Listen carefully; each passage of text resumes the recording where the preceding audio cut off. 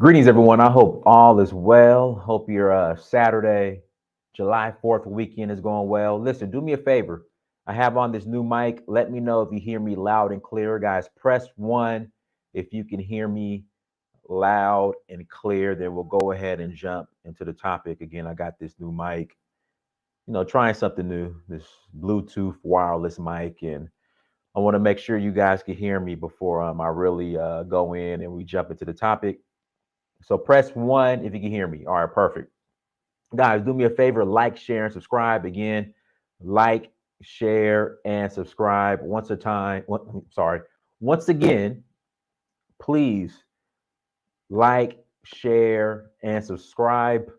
Also visit dynastymir.com. Please visit Danfo, DANFO, Danfo, DANFO Africa. Tours are coming up. We're rolling to Nigeria in August 8th through the 17th. August 8th through the 17th. We are rolling to Nigeria. Again, August 8th through the 17th. We are rolling to Nigeria. We'll love to have you all. August 8th through the 17th. Then we are rolling to Sierra Leone, November 20th through December 3rd. November 20th through December 3rd. We are rolling to Sierra Leone. Citizenship is available to those who qualify. Citizenship is available to those who qualify. Qualifications. First things first, make sure you have that African ancestry DNA test. Make sure you have your African ancestry DNA results, which link back to Sierra Leone. Again, make sure you have your African ancestry DNA results, which link back to Sierra Leone. That's the major thing. If you have that, don't want to say you're good to go, but you're pretty much 90% there. So I'm taking a group in November. This will be the 4th group I've taken to go get their citizenship. Go to danfo.africa. That's DANFO.Africa. Let me put it up on the screen here. DANFO.Africa. Go there to check us out, and we will love to have you all. Again, we will love to have you all come and join us in Sierra Leone. The shirts, people are always asking, Dynast, where do you get the gear from? Where do you get all of the gear? ilaamir.com, visit ilaamir.com and grab your gear. Okay, all of your gear, go ahead and grab it at ilaamir.com. That's ILEAMIR.com. And you can find all of your gear, all of the gear, the shirts I wear. You can find it there. Let's jump right into it. If you guys don't know, the NFL has pledged $100 million towards Ice Cube's plan or contract with Black America. Again, the NFL has pledged, not officially given, it's just a pledge. The NFL has pledged $100 million towards Ice Cube's contract with Black America. One more time, the NFL has pledged $100 million towards Ice Cube's contract with Black.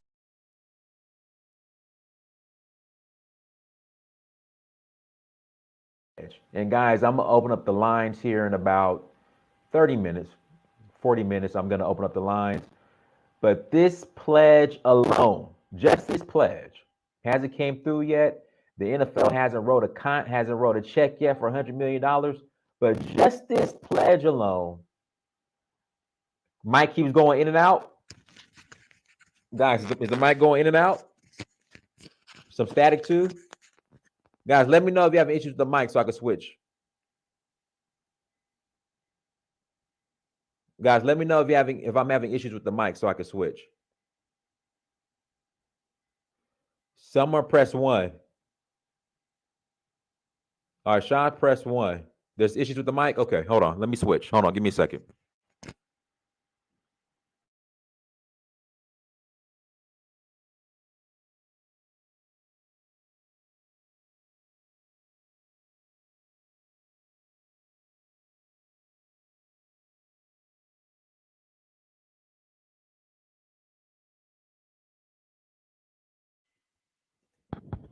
How's this sound? How's this joint sound? We good? Press 1 if we okay. Guy, press 1 if we're good with the mic.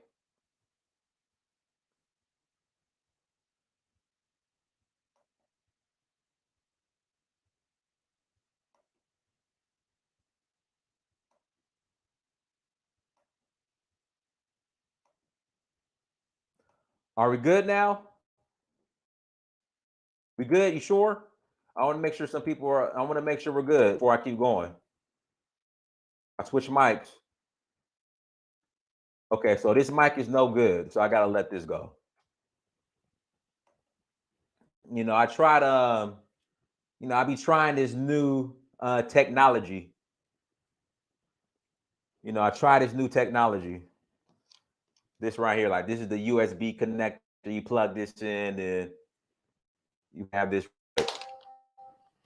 So we're done with that mic.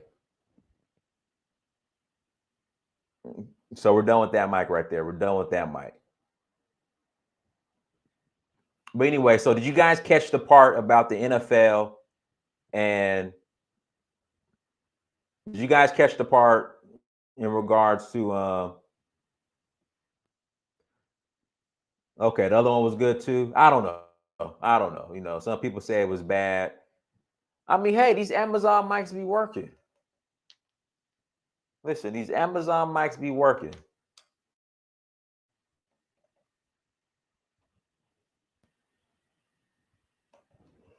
Guys, give me 1 second. I just got to make sure the speaker is clicking. But did you guys catch the part about the NFL? And did you guys catch the part about the NFL and Ice Cube?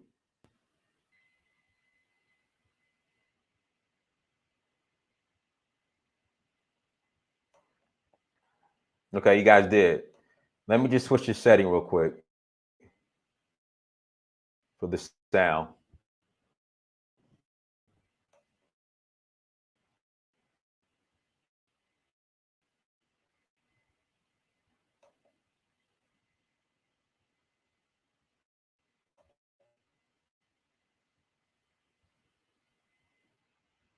No, so the NFL has pledged $100 million towards Ice Cube's contract for Ice Cube's contract with Black America.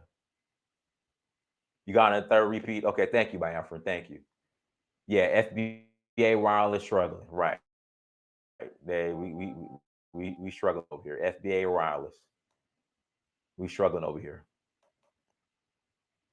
Hold on, I might be froze a little bit too. Give me a second. I'm just trying to switch this speaker.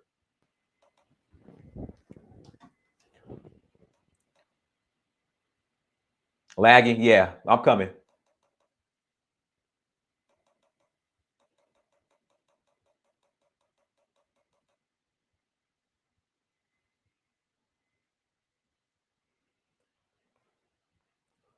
I know. I'm trying to. Yeah, the video this morning was on point.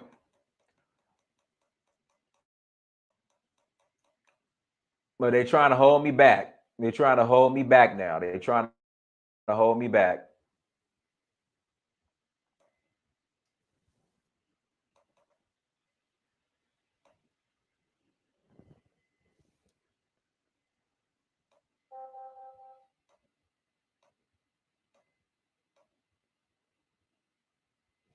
Somebody say I keep freezing.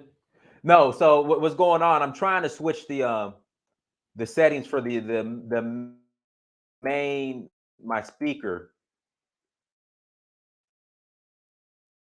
because when I switched um when I switched mics, it throws off like my other sound. So once I get this done, it will start. We'll jump right back to it. Yeah, but I'm gonna start freezing again here in a second. I know what the issue is. I just got to switch this one setting.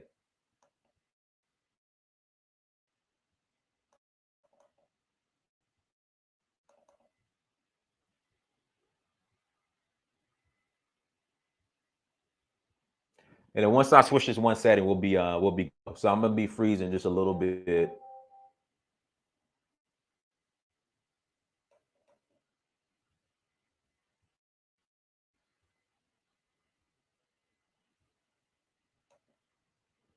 Yeah, Cube was rolling with the Nation of Islam back in the 90s.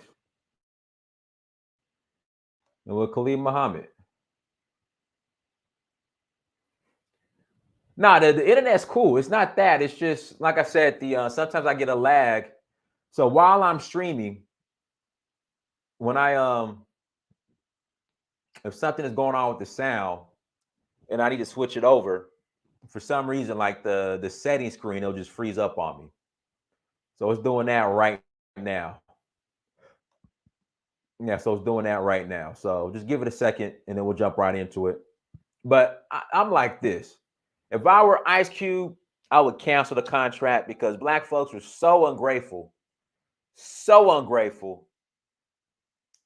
for the work he was trying to do during the election. Black folks don't want no contract with America.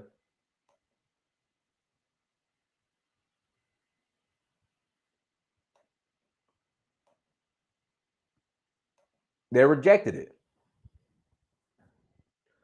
Black folks rejected the contract with America. So an Ice Cube, no sound. Okay. Listen, when Ice Cube suggested that we leverage our vote to get tangibles, it was black folks who rejected it, told him to be quiet, told him he's not a politician, told him to be quiet, called him an agent, was trying to cancel him. I'm not mute.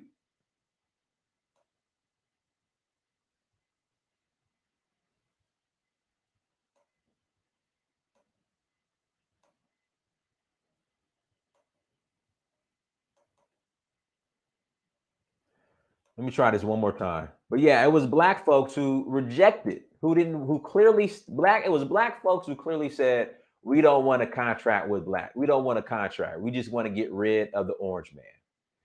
Again, it was black folks who said, we don't want any tangibles. We just want to get rid. Here we go. Bam. Okay, I'm finally good to go, y'all. Finally good to go. All right, we good to go. Sorry about the delay. I apologize about that. But it was black folks. Guys, one more time. Press 1 if I'm good to go. Again, press 1 if I'm good to go. Just press 1. All the settings is good. But before I continue, I want to make sure I'm good. You said they're trolling me? Okay, so y'all been trolling me this whole time. So I've been good this whole time, and y'all been trolling me. Okay. During this last election, Ice Cube had the great idea, right? He wasn't reinventing the wheel. You had Claude Anderson, you had Amos Wilson, you had a lot of black leadership who said, hey, instead of giving away our vote, how about we go to each party again? How about we go to each party and see what we can get for our vote? That's what Ice Cube suggested. Hey, how about we go to each party? Let's go to each party and see what we can get for our votes. It was black folks that said, Ice Cube, be quiet. Ice Cube is too late. Ice Cube, you disingenuous. Ice Cube, let's cancel him. It was black folks who said that. Just for a guy saying, let's see what we get for our vote, it was black folks saying, we don't want nothing for our vote. All we want is to get rid of the orange man. So now, even though it's a pledge, even though it's a pledge of $100 million from the NFL, and again, even though it's a pledge of just $100 million from the NFL, meaning that no check has been written yet, Ice Cube has specifically for Black America. Again, this pledge is specifically for Black America. Ice Cube has done more for the Black community as a collective than any other Black politician since MLK Jr. Prove me wrong. I'm going to put the link in the chat room. Again, I'm going to put the link in the chat room. I mean, you could tell me if I'm wrong. What other, and it's sad that the bar is so low because it's just a pledge. It's not a check. It's just a pledge right now.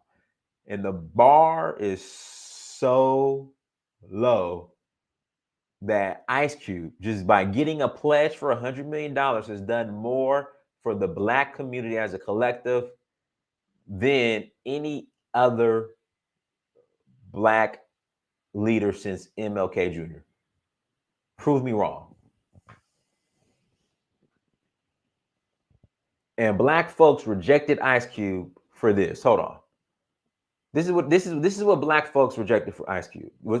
To get rid of the orange man. But hold on, let me pull this up. But guys, visit amirdynast.com, grab your gear. Hold on, let me pull this up real quick.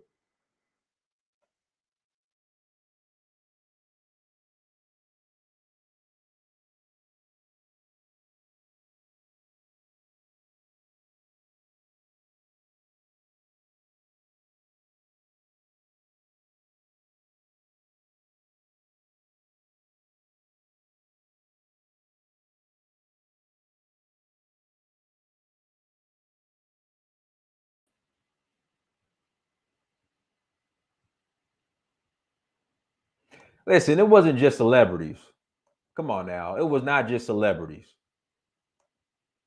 It was not just celebrities. But hold on. Instead of Ice Cube's plan, instead of Trump offered 500 billion. And y'all said no to that just to get rid of the orange man. So Black people came out in droves and said, we don't want any tangibles. This is what I'm confused about. Are you trying to tell me that Black people were so petrified and scared of a white man by the name of Donald Trump to the point that when people offered that, people were like, listen, let's see if we can get with our vote. All you guys wanted to do was get rid of the orange man.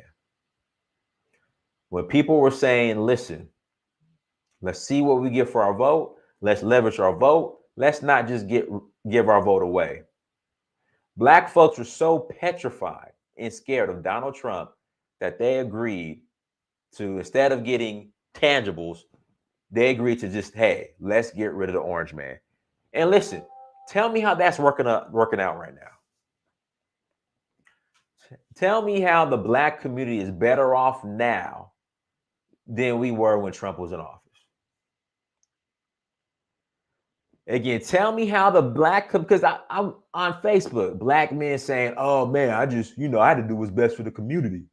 I had to do best for the Black community. See, all the sisters in the Black community was like, man, we got to get rid of Trump. We got to get rid of Trump. We got to vote for Biden. So I would just follow along. I just followed along. I just followed along, man, because all the Black folk, the Black community, all the women in the Black community was like, we got to get rid of Trump. We got to get rid of Trump. We got to get rid of him. So tell me how your community is better off now. Tell me how the women in your community is now better off by just getting rid of the orange man versus, hey, let's back Ice Cube in his contract with Black America. Please tell me. I want somebody to call in here in about 20 minutes when I open up the lines. I'm opening the lines in about 20 minutes. I want somebody to call in and tell me how the Black community that you swore you were protecting, the Black community that Coriel, I promise you Black men were talking like that. I promise you they were. Man, I just had to do what I had to do because my mama told me that I can't come to dinner if I ain't vote for Joe Biden. My mama told me that she gonna kick me out the house. My mama told me that I can't come over for Thanksgiving dinner. I can't come over for Christmas if I don't vote. If I don't vote for Biden. That's what my mama told me. Man, my family shamed me. They shamed me, Dynast. They shamed me. I had to do it for the women. You know, the women told me, you know, that we got to vote Biden because, you know, it's best for the community. Tell me how the women feel about these high ass gas prices right now. Tell me how the women feel about this formula shortage.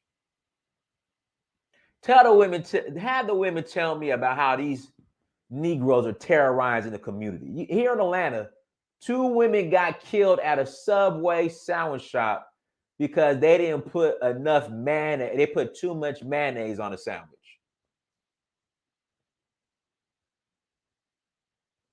Again, tell me how them women won with all this violence going on in the community. Please tell me how the community is better off. Gas prices, inflation, violence. Negroes are just running wild in the community, tearing shit up. Excuse my language, tearing stuff up.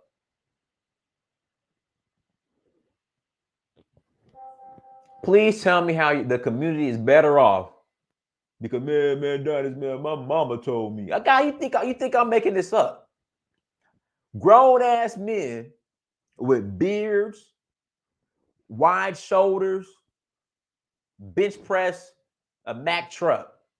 Man, you know, my mama told me and my aunties, they said, man, I better not vote for no Trump. Man, they told me I better go out there and vote for Biden. Man, I got guilty, man. All the women in my family told me I got to vote for Biden. All the women in my family. You know, that's what they told me. Well, what about Ice Cube? Did you at least consider Ice Cube's contract for Black America? Did you consider that? I get it, but did you? Well, no, because you know all the women and the men, you know, they said Ice Cube was part of NWA. He was, you know, he was singing that gangster rap. You know, he was singing that gangster rap. So you know, he wasn't serious. He wasn't serious. Even though he had that contract with Black America that he said we should try to leverage for our vote, you know, but they told me that we can't, you know, we can't take him serious because he's a rapper. Because you know he used to rap with that NWA group, you know, niggas with attitudes. That's why. Yeah, we couldn't take him. No, we couldn't even consider it. Contract with Black America from that guy, nah, it's not real. So we had to vote for Biden. Well, hold on. So when Biden sat down with Cardi B, hold on, stop the show. When Biden sat down with Cardi B, you weren't offended by that? So you trying to tell me that the men and women told you that it was okay for Biden to sit down with Cardi B, a woman who said she drugged Black men? A woman said that, you know, put out that song called the WAP, WAP, WAP. So Biden sits down with Cardi B. Maxine Waters pretty much wants to make Cardi B a national hero. You guys ignored all that, you know, her drugging men and all this other stuff. But Ice Cube puts together a formidable plan, contract with Black America, and you're saying that he shouldn't sit down with Biden because he used to rap with NWA?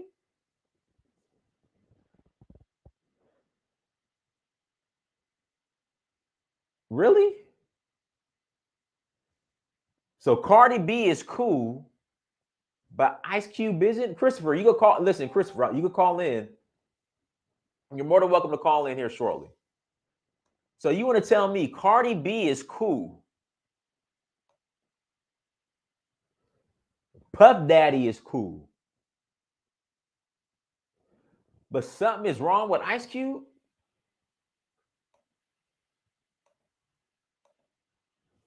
And this is what you guys wanted. Hold on one second. But this, and also this wasn't a problem either. Here we go. Let me pull this up. This is how Biden felt about you guys right here. This is how Biden felt about you guys. This is how he felt about you.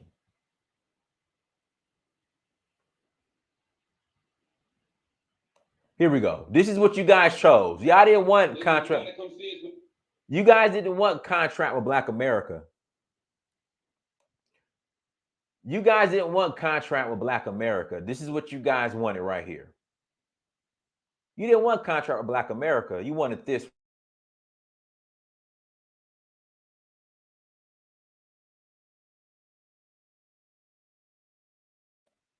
You guys didn't want contract with Black America. This is what you guys took your booties to the poll for, strolled to the polls for. This right here. Hold on. This is what you guys voted for right here. When you come to New York, VP Biden. I will. It's a long way until November. We got more questions. You got more questions, but I tell you, if you have a problem figuring out whether you're for me or Trump, and you ain't black. It don't have. That's what you guys wanted. Waste of time. So you had a problem with Ice Cube. You had a problem with the orange man that offered you guys $500 billion. But this guy right here who said, if you don't vote for me, you ain't black, he's cool. Man, if I were Ice Cube, I would tear that contract up. I would not do nothing for you ungrateful Negroes. Absolutely nothing. I wouldn't do nothing for you. Hold on. Let me rewind that. Hold on. Let me rewind that. Hold on.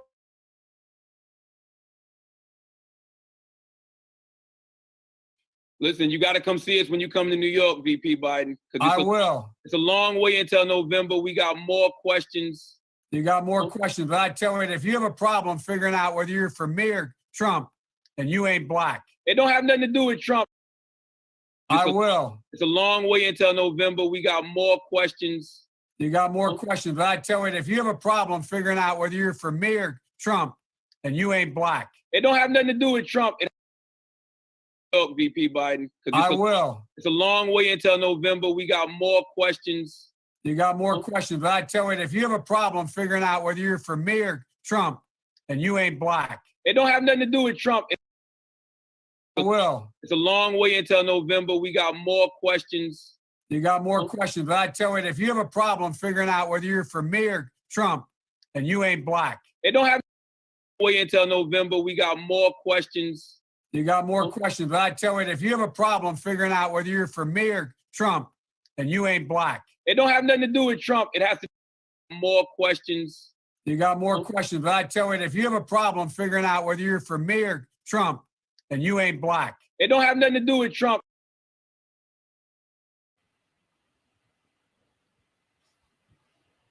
This is who y'all voted for.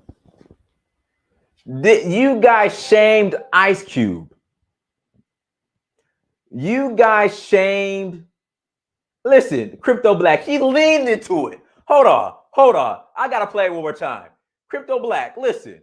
He leaned into it. He leaned into the damn camera. He leaned into the camera. Leaned. Guys, do me a favor. Hit the like button. If you have not hit the like button yet, please hit that like button.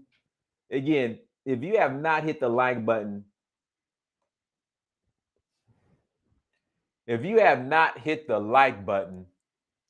do me a favor, hit that like button. Hold on, I gotta play it one more time.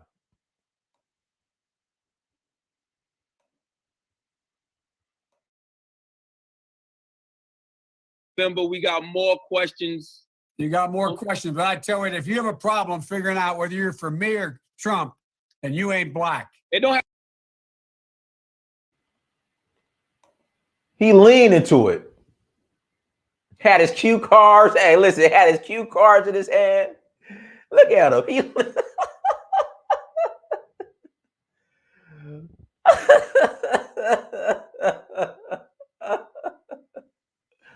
Listen, Ice Cube. If you watch this, Ice Cube, listen. Ice Cube, listen. I doubt you're gonna watch this, Ice Cube.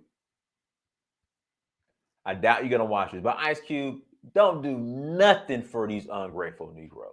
Nothing. Ice Cube, take that contract and ripped it up. I wouldn't sweat. I wouldn't shed a tear. I wouldn't break a fingernail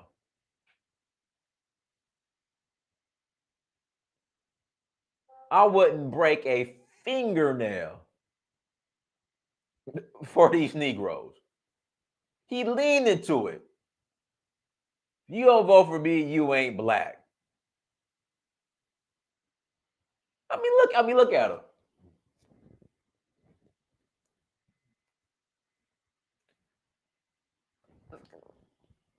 Hold on, I'm not done yet. Hold on. I'm not done yet. I'm not done yet. This is what else you guys voted for. Hold on. I'm not done yet. We just getting started. This is what black folks wanted. Black folks didn't want Ice Cube contract in America. This is what they wanted.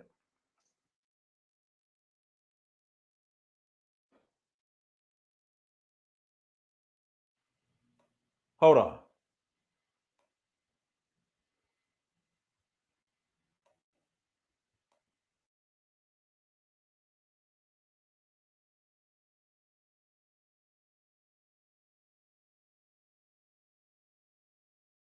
Congressman Clyburn, thank you for joining us right now. Most Democrats think you're a kingmaker. I knew that he was just the kind of guy that we needed to have our nomination. Because I think that Joe Biden could stand up to Donald Trump's insults better than anybody. He would heap insult upon anybody. But the question was, of all the candidates that we had, which one of them was best to withstand these assaults? I thought it was Joe Biden. And I think that my thoughts proved out to be pretty factual. Your judgment turned out to be pretty good on that. What is the message you're taking away from the overall election results 4 days out? Yes. So what is the message you're taking away from the election 4 days out for Congress, for Democrats in Congress? It's an experiment. And it has been with us for a long, long time. But it's not retrogression taking place in this country. And what I thought we really needed is somebody that could bring this country together. I don't understand why people keep talking about how divided this country is. This country's always been divided. Since 1619, when blacks first came ashore here, and then we had 244 years of slavery, another 100 years of apartheid.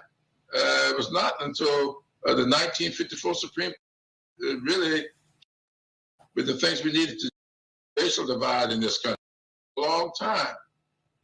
The president who this period in time that just think and the thought on the right experience to help us continue. How do you want Joe Biden to pay you back?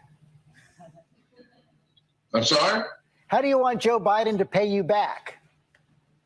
Pay me back. I don't get anything out of it. Pay me back. Pay me back. I want none. This is what you guys voted for instead of considering Ice Cube's contract for Black America. I want none. Pay me back. He got pissed off. Literally, when asked, like, hey, you helped Joe Biden win the election. What can he do for you? How can he pay you back? Man, pay me back. Man, I want none. No. Man, you asking me that question, folks, talking about pay me back for helping him get elected. No. I mean, this is what you guys, that's Ice Cube. Listen, Ice Cube, if you ever watch this, don't give these ungrateful Negroes nothing. This is what they voted for. No.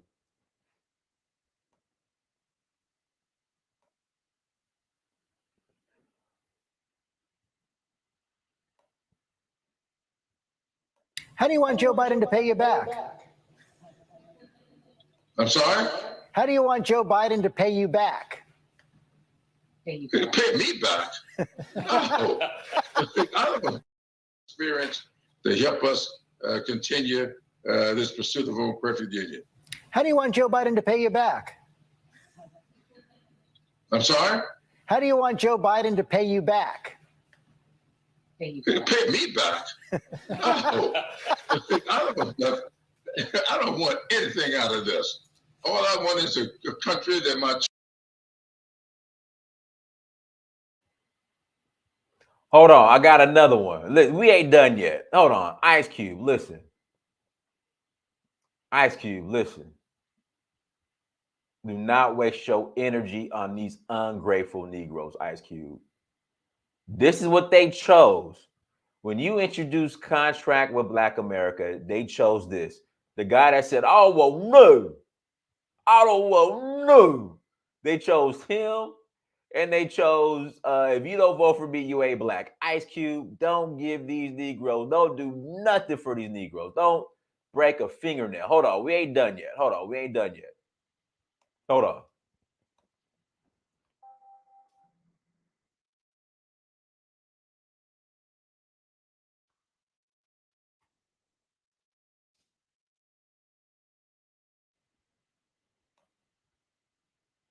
Do you support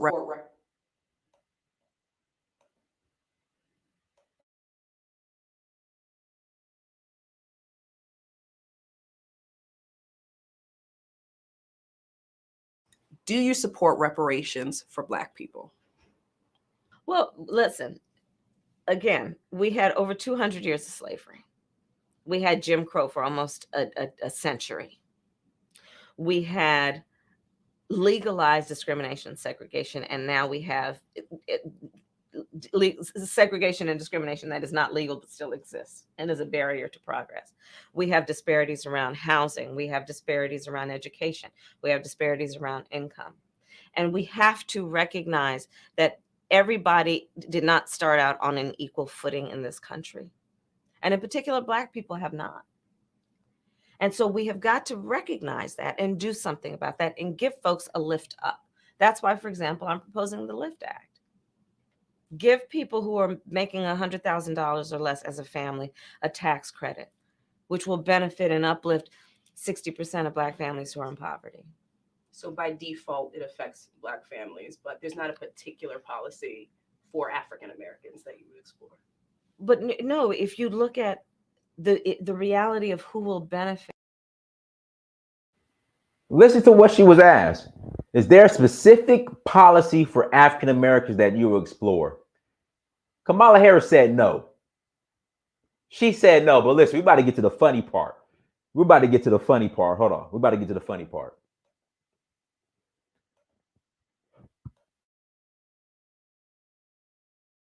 From certain policies, when you take into account that they're not starting at the same place and they're not starting on equal footing, it will directly benefit Black children, Black families, Black homeowners, because the disparities are so significant. So if we focus on the specific issues that have resulted in the greatest disparities, and we understand that that's part of why we're doing it. Listen, the reality also is this: any policy that will benefit Black people will benefit all of society. Let's be clear about that. Let's really be clear about that. So I'm not going to sit here and say I'm going to do something that's only going to benefit Black. Y'all didn't, hold on. Y'all didn't see that, did you? She said, I ain't going to do something that's just going to benefit Black people. I ain't going to do something that's just going to benefit Black people. Shit, I ain't going to do that that's just going to benefit Black people.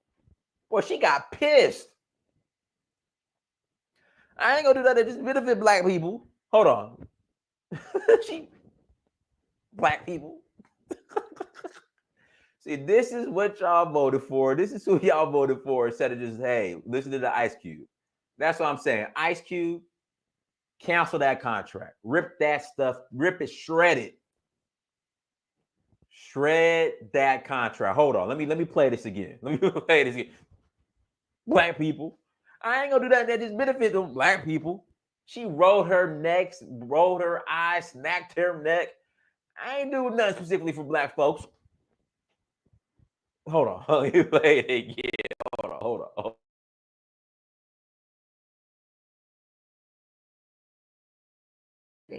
Let's be clear about that. Let's really be clear about that. So I'm not going to sit here and say I'm going to do something that's only going to benefit Black people.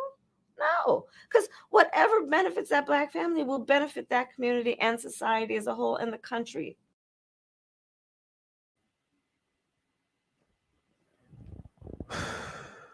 Oh, hold on. My bad. I got to share the screen. Hold on. I got to share the screen. Hold on. I want y'all to see this again. Y'all need to see this again. Hold on.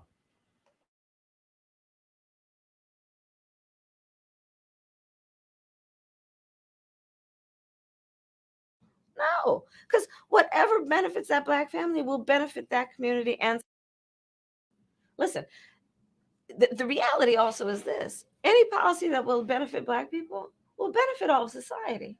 Let's be clear about that. Let's really be clear about that. So I'm not going to sit here and say I'm going to do something that's only going to benefit Black people. No, because whatever, be clear about that. So I'm not going to sit here and say I'm going to do something that's only going to benefit Black people. No, because policy that will benefit Black people will benefit all of society. Let's be clear about that. Let's really be clear about that. So I'm not going to sit here and say I'm going to do something that's only going to benefit Black people. No, about that. Let's really be clear about that. So I'm not going to sit here and say I'm going to do something that's only going to benefit Black people. No, because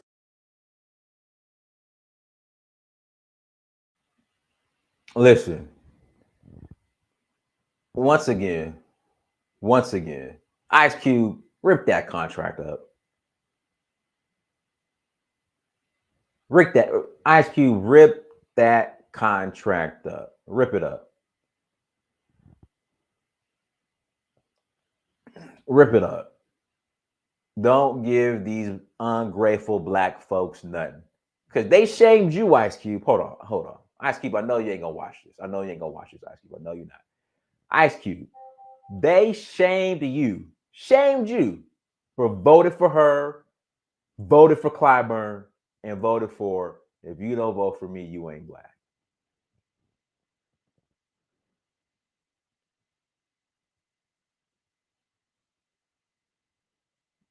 You say he should have. Hold on, here we go. You're right. You know what? You're right. You're absolutely, J-Fool, you're absolutely right. Cube did it the wrong way. He should have morphed into a white man or woman, then Black folks would have accepted his plan. You know what? You're right. You're absolutely right. He got it wrong. He should have put on his white face.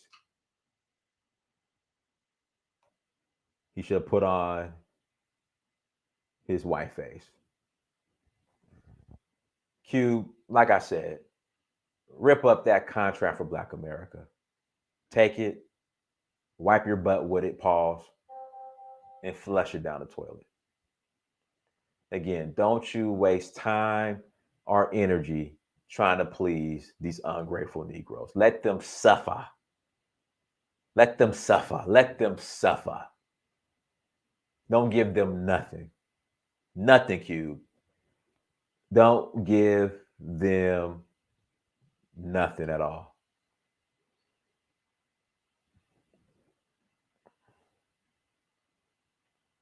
So, guys, listen, links in the chat room. I'm going to put the link in the chat room. Oh, hold on. I got to show you one more video. Hold on.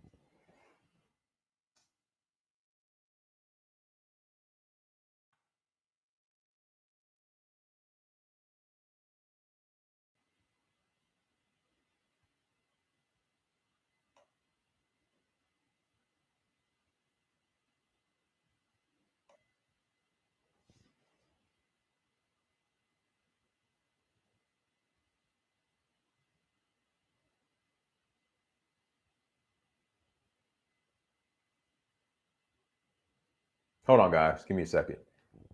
Give me 1 second. Guys, do me a favor. Hit the like button. Again, please hit that like button. Yeah, please hit that like button, you guys. Sorry about that.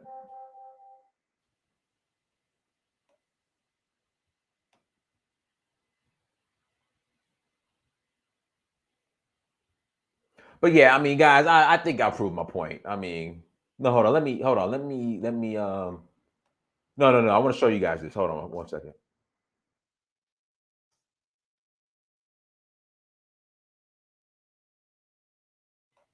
Here we go.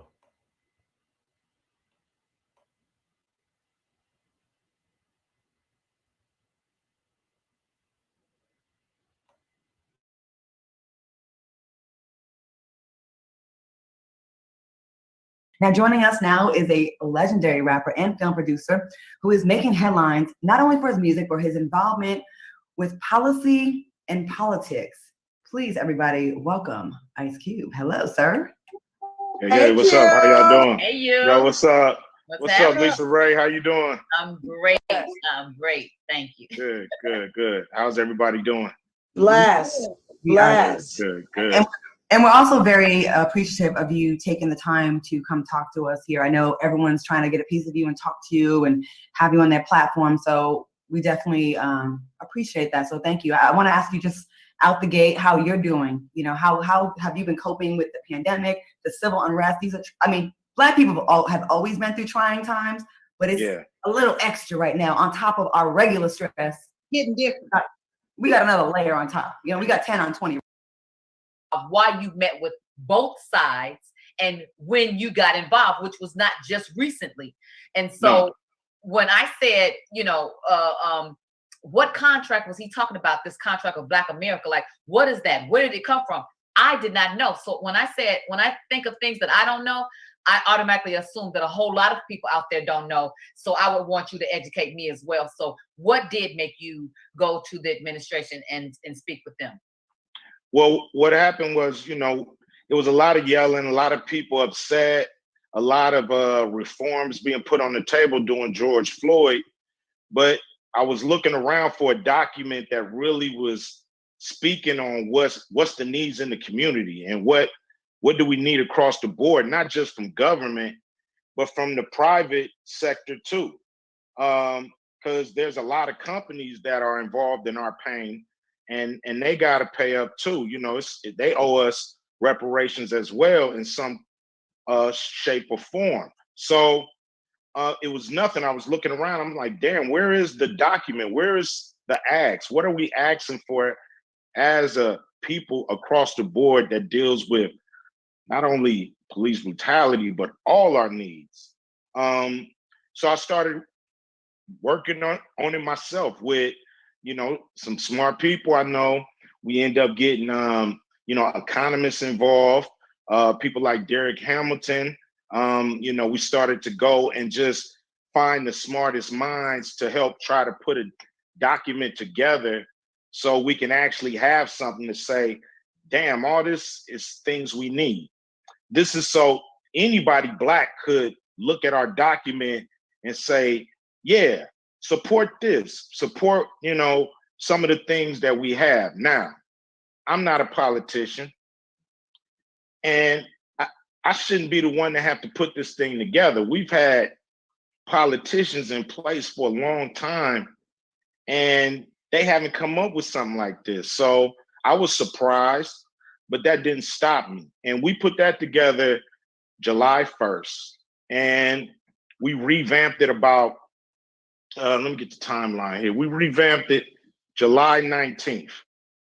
And from then, people wanted to interview me about it. So I went on just promoting the contract with Black America, hoping to be contacted by any of the politicians saying, yo, this is a great idea. Everybody that I would show would say, oh, these are great ideas. This is common sense. This is things that should be in place already, but they're not. So I was just kind of saying, okay, we're going to initiative. Starting an initiative. And I'll make a long story short. I was just going up, basically saying, okay, we're going to go after the private sector. We're going to go after the banks. We're going to go after Hollywood. We going to go after the people that we know got their hands in the cookie jar. You know what I mean? So then we started to get contacted from the Democrats on September 8th. And then we start talking to him. Then we got contacted by the Republicans. So that's when the ball started rolling then.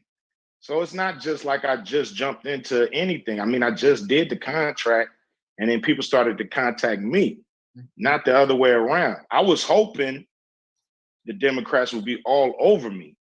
But you know, that wasn't the case. And I understand it wasn't like I was throwing a fit. I just was like, okay, we're going at the private sector. And then the Republicans contacted me. And to me, if you're speaking for Black people, you should speak to whoever is in power or about to be in power.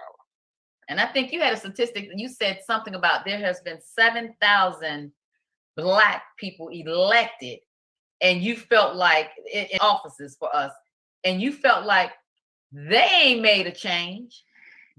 We've not come far at all with 7,000 of us in there. What are we going to do? Who is going to take this and say, okay, I'll be in the front line of this, and then get in the front line and have everybody come on board with you? Because let's be honest, you are Ice Cube and you do have a huge platform.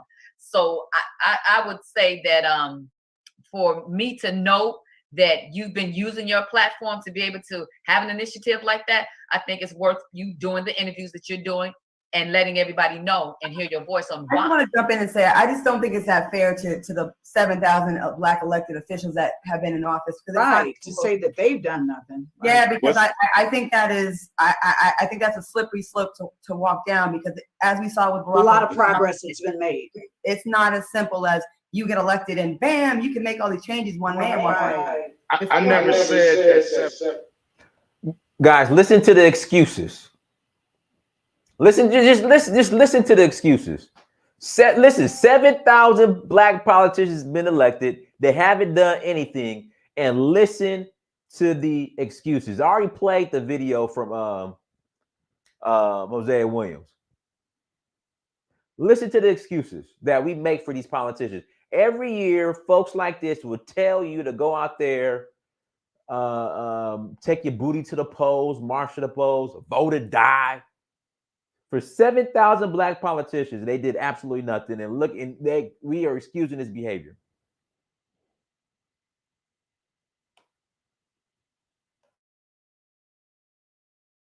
$7,000 people, Black people, have never did anything. I said that since the 60s, there's been over 7,000 Black politicians elected in prominent positions. And our situation, you know, as far as the wealth gap hasn't changed.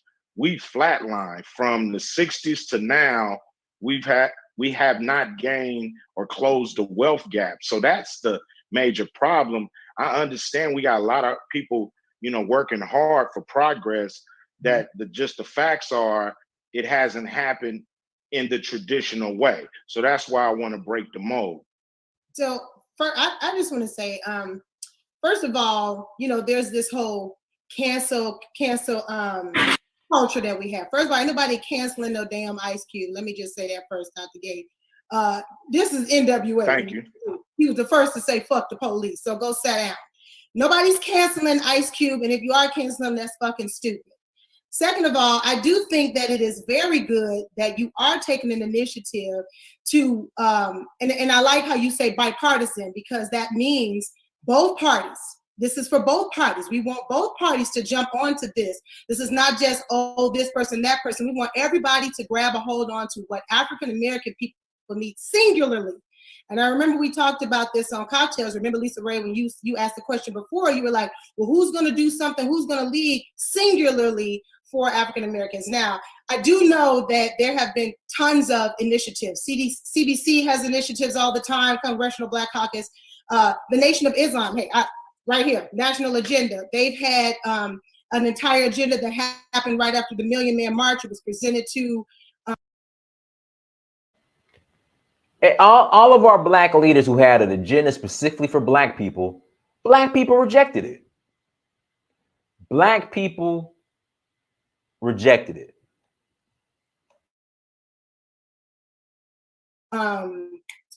what's the name? The president that was in, what's his name? Clinton. It was presented to the Clinton administration. So we have tried. There has been trying going on. But one thing I do like about your initiative is that it is singular to Black people. That gap, that wealth gap is a fool, and it does need to be fixed immediately. But here's my question. I watched you on the Black Report the other day, on Friday, and they asked you, hey, Q, what do you think about, when you see the Black man march, and how does that make you feel? And you said something that was really profound that stood out to me. You said, you know what? I wish that Black people and Black men could watch this over again and get back to this, because you said, even myself, we need to get back to this type of unity, this type of connecting. And so my thing is, let's say whoever get in office, it ain't gonna matter. The initiative is set, and then it's like nothing's happening, or something is happening, or whatever, it's there. Now, let's say they give us all the $500 billion that we asked for. Do you honestly think, and I'm not even trying to be funny or trying to catch nobody up or nothing, I'm just asking like a real question. With the state of how our community is already broken, how we already have PTSD, how we already are not connecting already interculturally, the infrastructure of African Americans in general is just jammed up, with or without money. Do you think, and what could be the process of, once we get this money, of implementing it properly into our communities and really being able to allocate it where it makes sense and matters, and what's going to be necessary for that to happen? Well, what I said on the show about the Million Man March was the fact that it was the Million Man March, but it was a day of atonement. It was a day where we were gonna bury the hatchet with each other. It was the day when we were supposed to go back to our neighborhood. Hold on, stop the show. Here we go. Let me post this comment real quick. Diners just don't want to see FBA get anything. Big self-hater. FBA don't want to see FBA get anything. Again, FBA ADOS voted against Cube's contract with Black America. Again, FBA ADOS voted against Cube's contract with Black America. Y'all voted for Biden and Kamala Harris. Y'all voted for, if you don't vote for me, you ain't Black. That's what you guys voted for. As a collective. No, not some of them, the majority of them, the vast majority of them. Because again, FBA ADOS is a lineage, right? It's a lineage. So the vast majority, very, very large, vast majority of FBA ADOS voted against Ice Cube's contract for America. Period.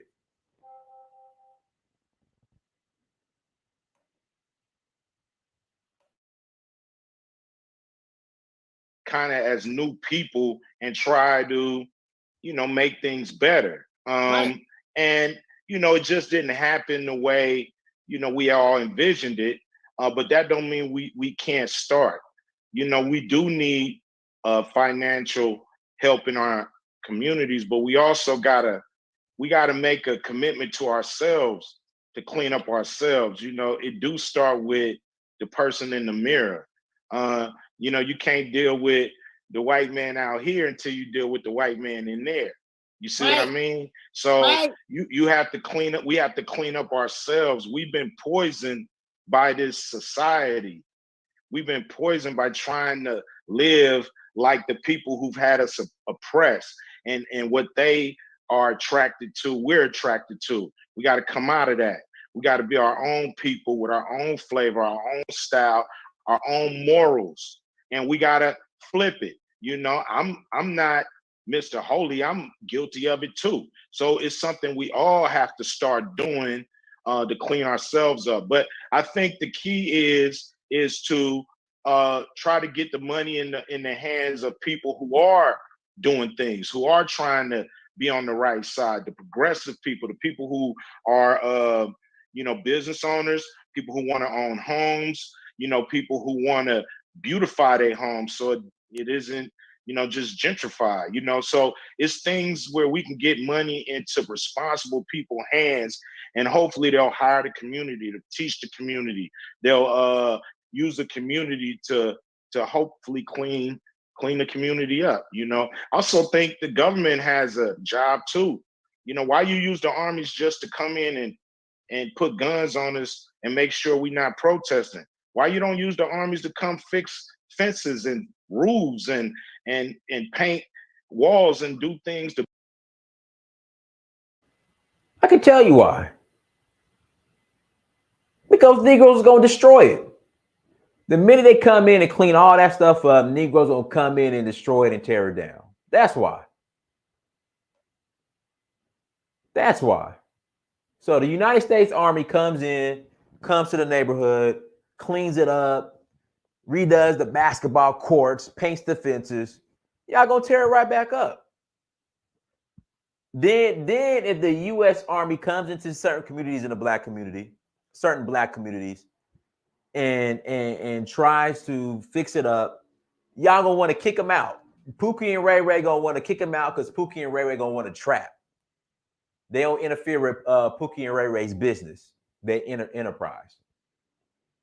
Adrian, thank you. Like Trump wanted to do in Chicago. Trump wanted to send in the National Guard into Chicago to help out Corey, Miss Heavyfoot, whatever her name is, Lori Heavyfoot, Lori Lightfoot, whatever her name is, said no. Y'all reject it. Y'all don't want it.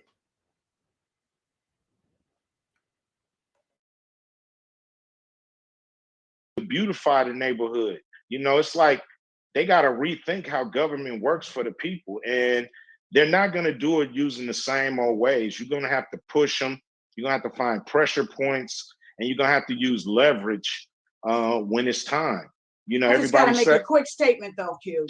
Go ahead. If the administration that is in there right now hasn't done it for the past 3.5 years, what do you think is going to make them start in the next 4 years that they are given more and given more during a pandemic? I know you got to take a break. Hold that thought, but I just got to ask that and make that statement, because you can't make them owe them all of that, and they've been there for 3.5 years.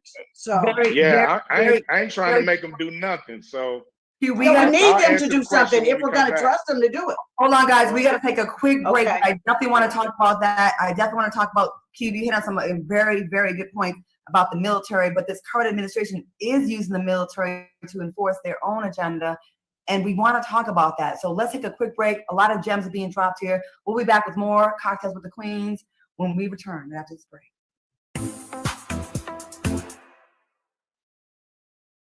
Welcome back to Cocktails with the Queens. We have Ice Cube here, and we are talking about his contract with Black America and some very legit questions here. Vivica, before we went to break, you asked about if the current administration has not done it in 3.5 years, why now is this massive push with 2 weeks before the election? I understand, Ice Cube, you've been working with this since June, July, but we're hearing about it now. So it looks really, I think convenient. A lot of Black folks, it looks very, like, I feel like I don't, and I know this isn't your intention, but I feel like, you know how they use us all the damn time.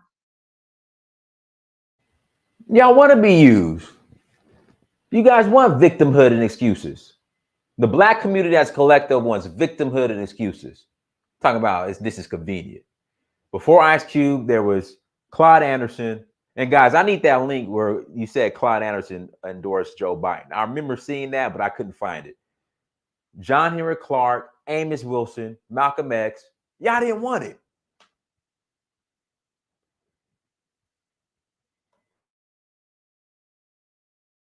You know what I mean? I mean, both sides use celebrities, but check this out. The thing is this, I'm not here saying he's gonna do anything, but he didn't make a promise to me. He made a campaign promise to the world. So he's on record for that.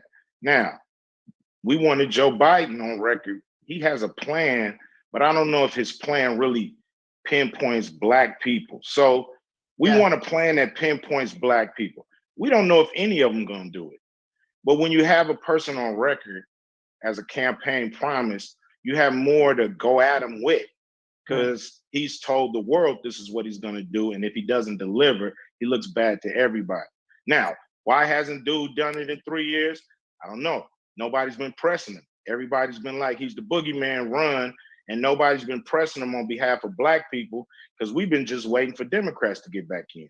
I do not agree with you on that statement. There has been a lot of people that have asked him, what about the wall? What about the kids and cages? I mean, there's a lot of things that, I understand me, that. I'm not going to give him no plus signs whatsoever. That, but check this out. I'm talking about pressing him to give things to black people. These are country issues. I'm talking about black people pressing him to give things to black people. Everybody treated him like the boogeyman. Nobody would go and press him to give things to black people. The stuff that he's doing to the rest of the country, I understand that, but we raggedy. We got to get our. We have to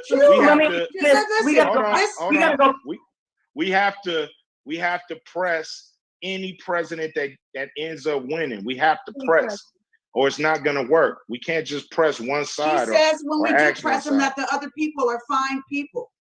I mean, is that right?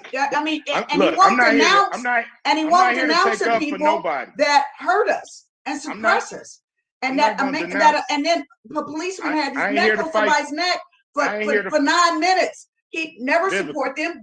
I'm not here to fight about what he did, what he didn't do. She's talking about George Floyd. George Floyd broke into someone's house,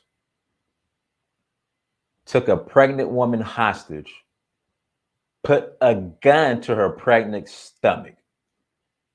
And these are the people that the black community want to turn into to memorialize. Again, George Floyd, home invasion, took a black woman, put a gun to her pregnant stomach, her full stomach, put a gun to her pregnant stomach. And these are the people we want to memorialize. But you know what? Ice Cube's a bad guy just for wanting something for Black America.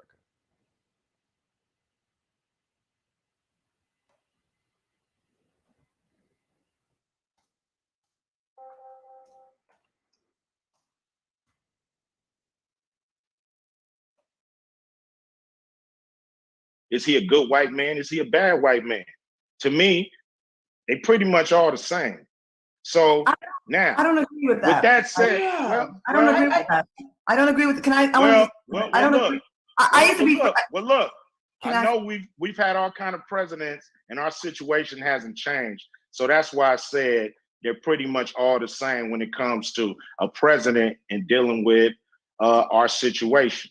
So let me. I gotta ask this question. Because you're on this show with the cocktails with the queens, and there's a reason for that. It wasn't to have you defend or not defend Donald Trump. It was about.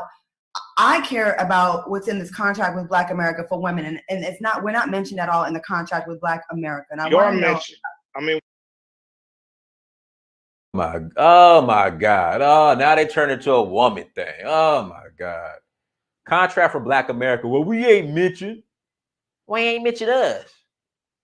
We ain't talking about the black woman than the contract for Black America. It's a contract for Black America as a whole. Not just black men, Black America. See, again, this is why I say, Ice Cube, take that contract and shred it. Take the contract, Ice Cube, and just shred it. You don't owe these ungrateful Negroes nothing. You don't owe them anything. You don't owe them nothing. Take that contract, go about your day, enjoy your family, Ice Cube, retire, do what you want to do. There's a reason why Trump banned TikTok, and there's a reason why they're trying to buy it now. Chinese government is taking your guys' information. But if you don't mind that, then just use TikTok.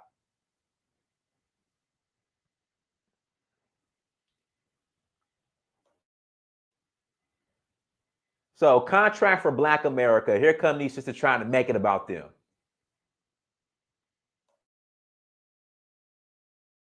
When you mention black people, you mentioning black women. So don't count yourself out. No, yes, that's not true. When you mention black people, you mention the black women. Here comes sister saying, no, that's not true. Hold on, listen to this again.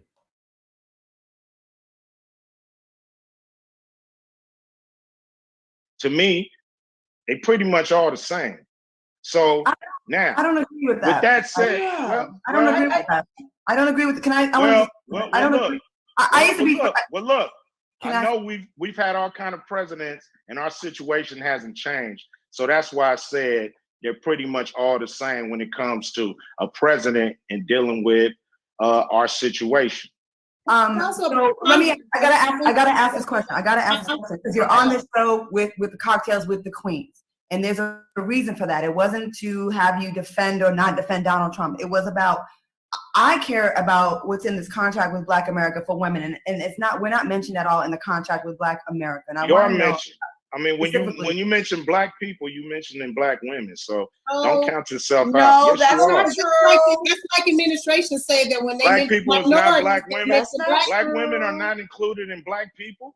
No, But that's like that's not you saying. That's like when the president says minorities, then he's including Black people. But we all know that that's not the case. Black women have specific needs that are not also being met. And we also feel that there should be some things that are specific to us and our plight as well. And I understand that. I feel like as a Black man, you can lead. No, I feel like I just offered y'all to write a section up for it. I just said I don't mind if you guys help us. If you guys help us write a section. No, I've been open to all kind of experts in putting this together. It wasn't just me. We dealt with experts in all fields of this contract with Black.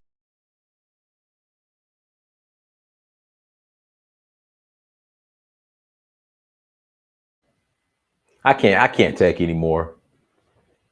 Ice Cube, cancel the contract. Don't give these folks nothing. Don't waste your energy. Don't waste your time. Cancel the contract.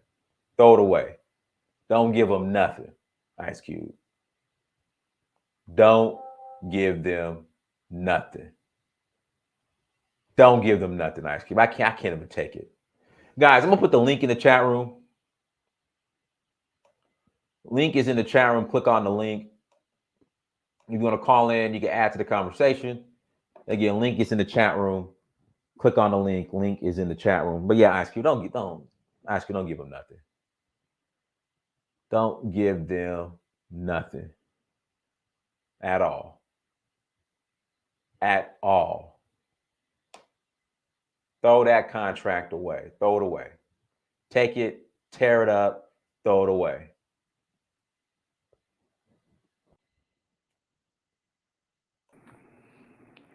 Pre-game podcast. Go ahead.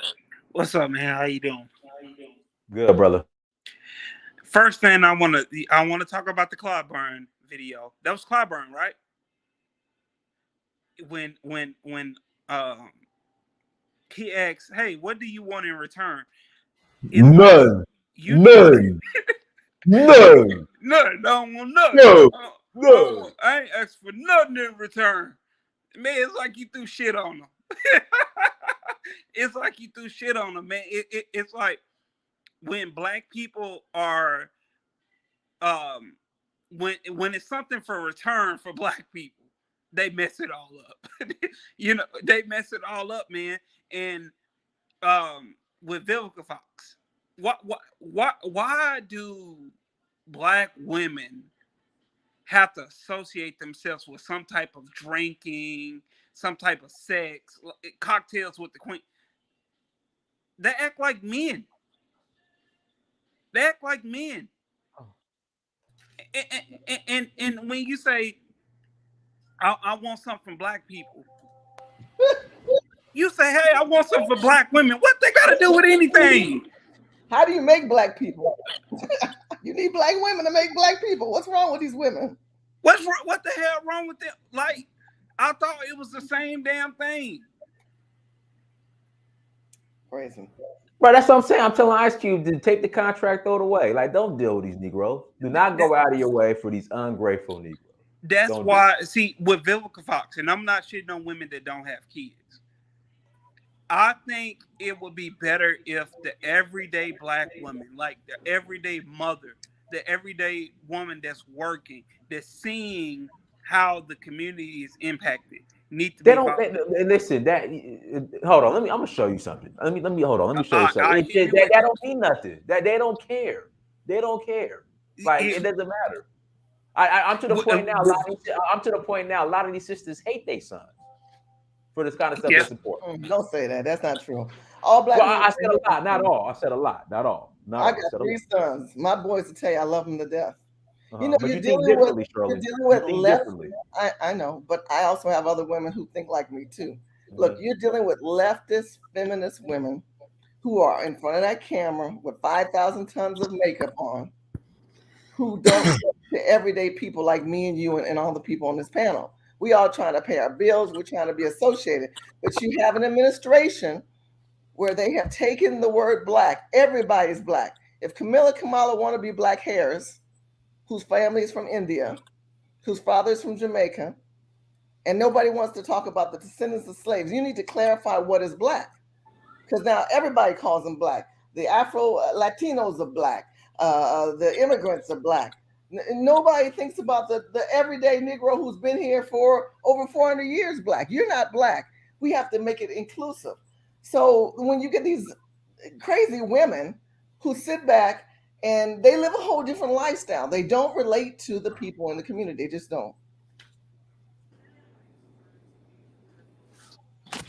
Black Lion, go ahead, Black Lion. Go ahead, Black Lion. Oh, hey, man. Yeah, I was just listening to the podcast, and believe me, I can understand your frustration. I can definitely relate to that kind of frustration because the sad part is, even during the election time, the stupidity was on an all-time high. Because now we're at the point where that's like we mentioned how Biden was talking to Cardi B and no other African American scholar, especially in the field of politics or anything else. That is how far we disrespected ourselves to the point where we'll let a corrupt, dysfunctional celebrity speak for the entire community. And the sad reality is this is what happens when you don't have the leaders, especially the male leaders in charge of the community. The problem with our community is we're like after the crack cocaine epidemic and feminist movement, majority in charge are the women. So that's why a lot of vote for Democrat, because a lot of them are technically speaking are in charge of the community, because most of the men are not in the power positions like we need to be and take control. Because if the black men were still in the community and we were in charge of it like other races are, you never if Biden would not even, we wouldn't hear Joe Biden or Obama on top of that. But a lot of us don't have that masculine and logical, critical thinking leadership that we need, is because we have this. A lot of us have this ignorant house Negro mentality that we can do everything without proper guidance. It's just a dysfunction. Because the thing is, when you it's like what Albert Einstein said, you repeat the same method, seriously, repeat the same thing and expect different results. The sad truth is we're too dysfunctional and we're too ignorant to see to see our political future ever taking grasp. Like you mentioned the Black American Ice Cube. Believe me, I felt so bad for that brother, because a lot of our people in our community, especially the women, were attacking him for him trying to save them. That's why I kind of agree. It was like, it's kind of over black people, because there's not enough of us with that same mindset to counteract the people who have the house Negro mindset. It's just not enough. Hold on 1 second. I agree with you up to that point. There is enough of us. We don't have that large of a platform. What white America and what media has done is amplify those kind of crazy women, those kind of crazy families, good black men like yourself. And then if we go to the Republican side, the days of old, the black male church is over with. The pimps and the hoes are taking over the churches. So that's how that you saw when Trump went down that black church route. But black people ain't in church. So those people have a huge megaphone. You don't have that huge megaphone. I don't have that huge megaphone. And so people think that's our new standard and our new vision. Good black families. You need a good black woman. You need black family first. Okay? Yes. That's what needs to be first. But what you're seeing is the media personifying these women, and these women acting like elitists instead of having an open mindset of saying, okay, these people are kind of different, or this brother has a different perspective. Let's respect his point of view and see if we can bring it together. But it's about this woman. That's a white feminist ideology that has been implanted all the way back to Lyndon B. Johnson. No, I agree. But this is what the problem is. This is what Malcolm X was talking about in the 60s. It's gonna be the field Negro against the house Negroes. And the sad part is, after he was murdered and lost a lot of good black leaders, the majority of the coons and the house Negroes damn near took over the black community. So this is why we will vote against our own interests, because we let destroying our own became damn near second nature. So everything we try to do, what Dice is saying, or Malcolm X and them trying to do back in the day, is so foreign to us because we never practiced it after the civil rights movement. So now we don't I kind of agree that we don't have time to fight white people like we used to. We got our own community, but a lot of us is too far gone to reverse this psychological form of engineering to undo the issues that we have in our community.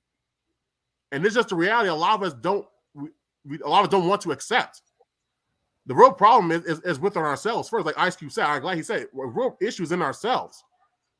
We don't want to be held accountable. We don't want to fix our community. A lot of us don't want to. It may be a lot of us, but ain't the majority of us, and that's gonna be that's the biggest issue. And unless we say a lot of us do, but we don't have the platform. I say a lot of us do, but we're not amplified to the level that you see. Even Ice Cube standing out and being different. How dare he disrupt the craziness in the black community? How dare him come in with some kind of standard and agenda when other black leaders don't? When we got all these black wealth and all these black athletes and all these black entertainers who make millions and millions of dollars and start businesses, and everybody's calling themselves a brand, and yet you don't care about the family or as the community? No, I still go back to the media and how they personify us. And I totally agree with you. I'm not disagreeing with you. But I think if we had more honest platforms out there, like what Dynas is trying to create and others who are out there, we would see a better black America. I agree, but the thing is, it has to be a culture to go that route. That's the problem when we talk about, like, in the last past videos. We have a culture of dysfunctionality, and that's the problem. So, like, honestly, we need more platforms. I agree, but we need to make it a culture to be like what Diane's saying. We need to make that a culture. That damn near has to be second nature. And the sad part is, and when we say when we say base psychology, it's incredibly difficult to change people's way of thinking, especially their lifestyles. No matter how bad a lifestyle it is for people, especially in our community, it's damn near almost impossible to reverse engineer that kind of mentality.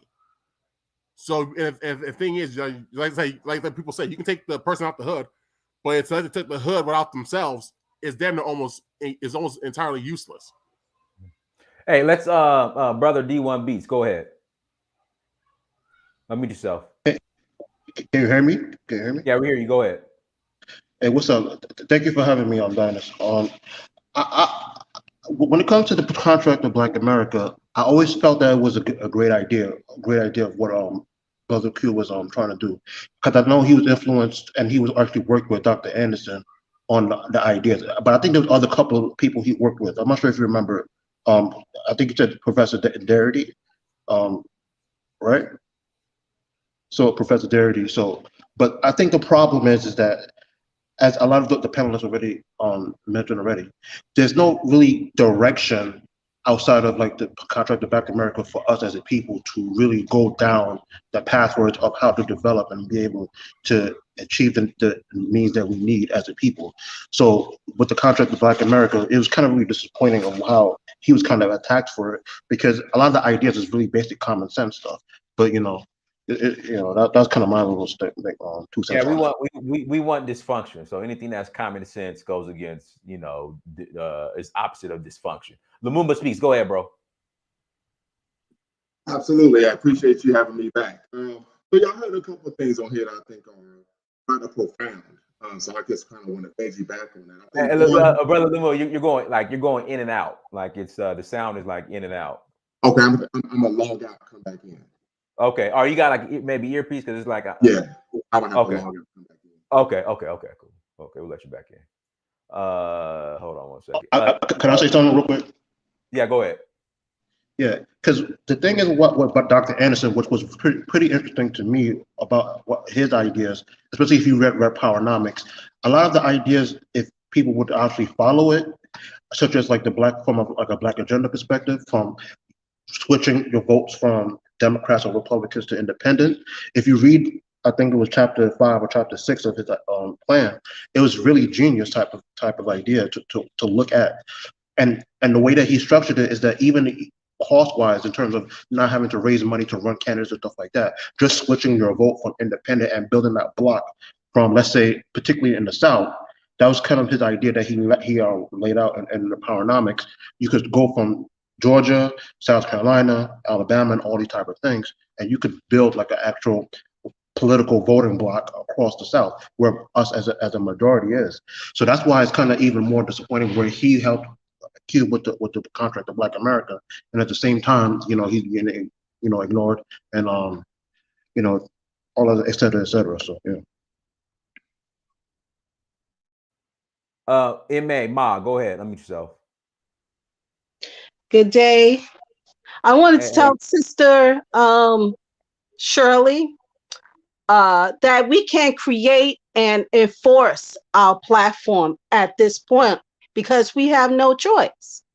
Now, Black people as a whole, we are damaged. And I hate to say this, but this is a reality of what I've seen during the last many years I've been on this planet. Even with my own family, like we really have to reprogram ourselves, brainwash ourselves. I'm telling you, because I understand what Dynasty is saying, that we self-sabotage ourselves and our own people.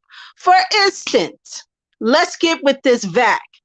Why would they promote a Black woman saying, the Black community is not taking the VAC? They scared. The Black woman invented the VAC, when white people are saying, oh no, the VAC is supposed to be taking you out, because I've heard that personally. So what makes you think they're going to create something to keep us alive when they've been trying to take us out since we've been here?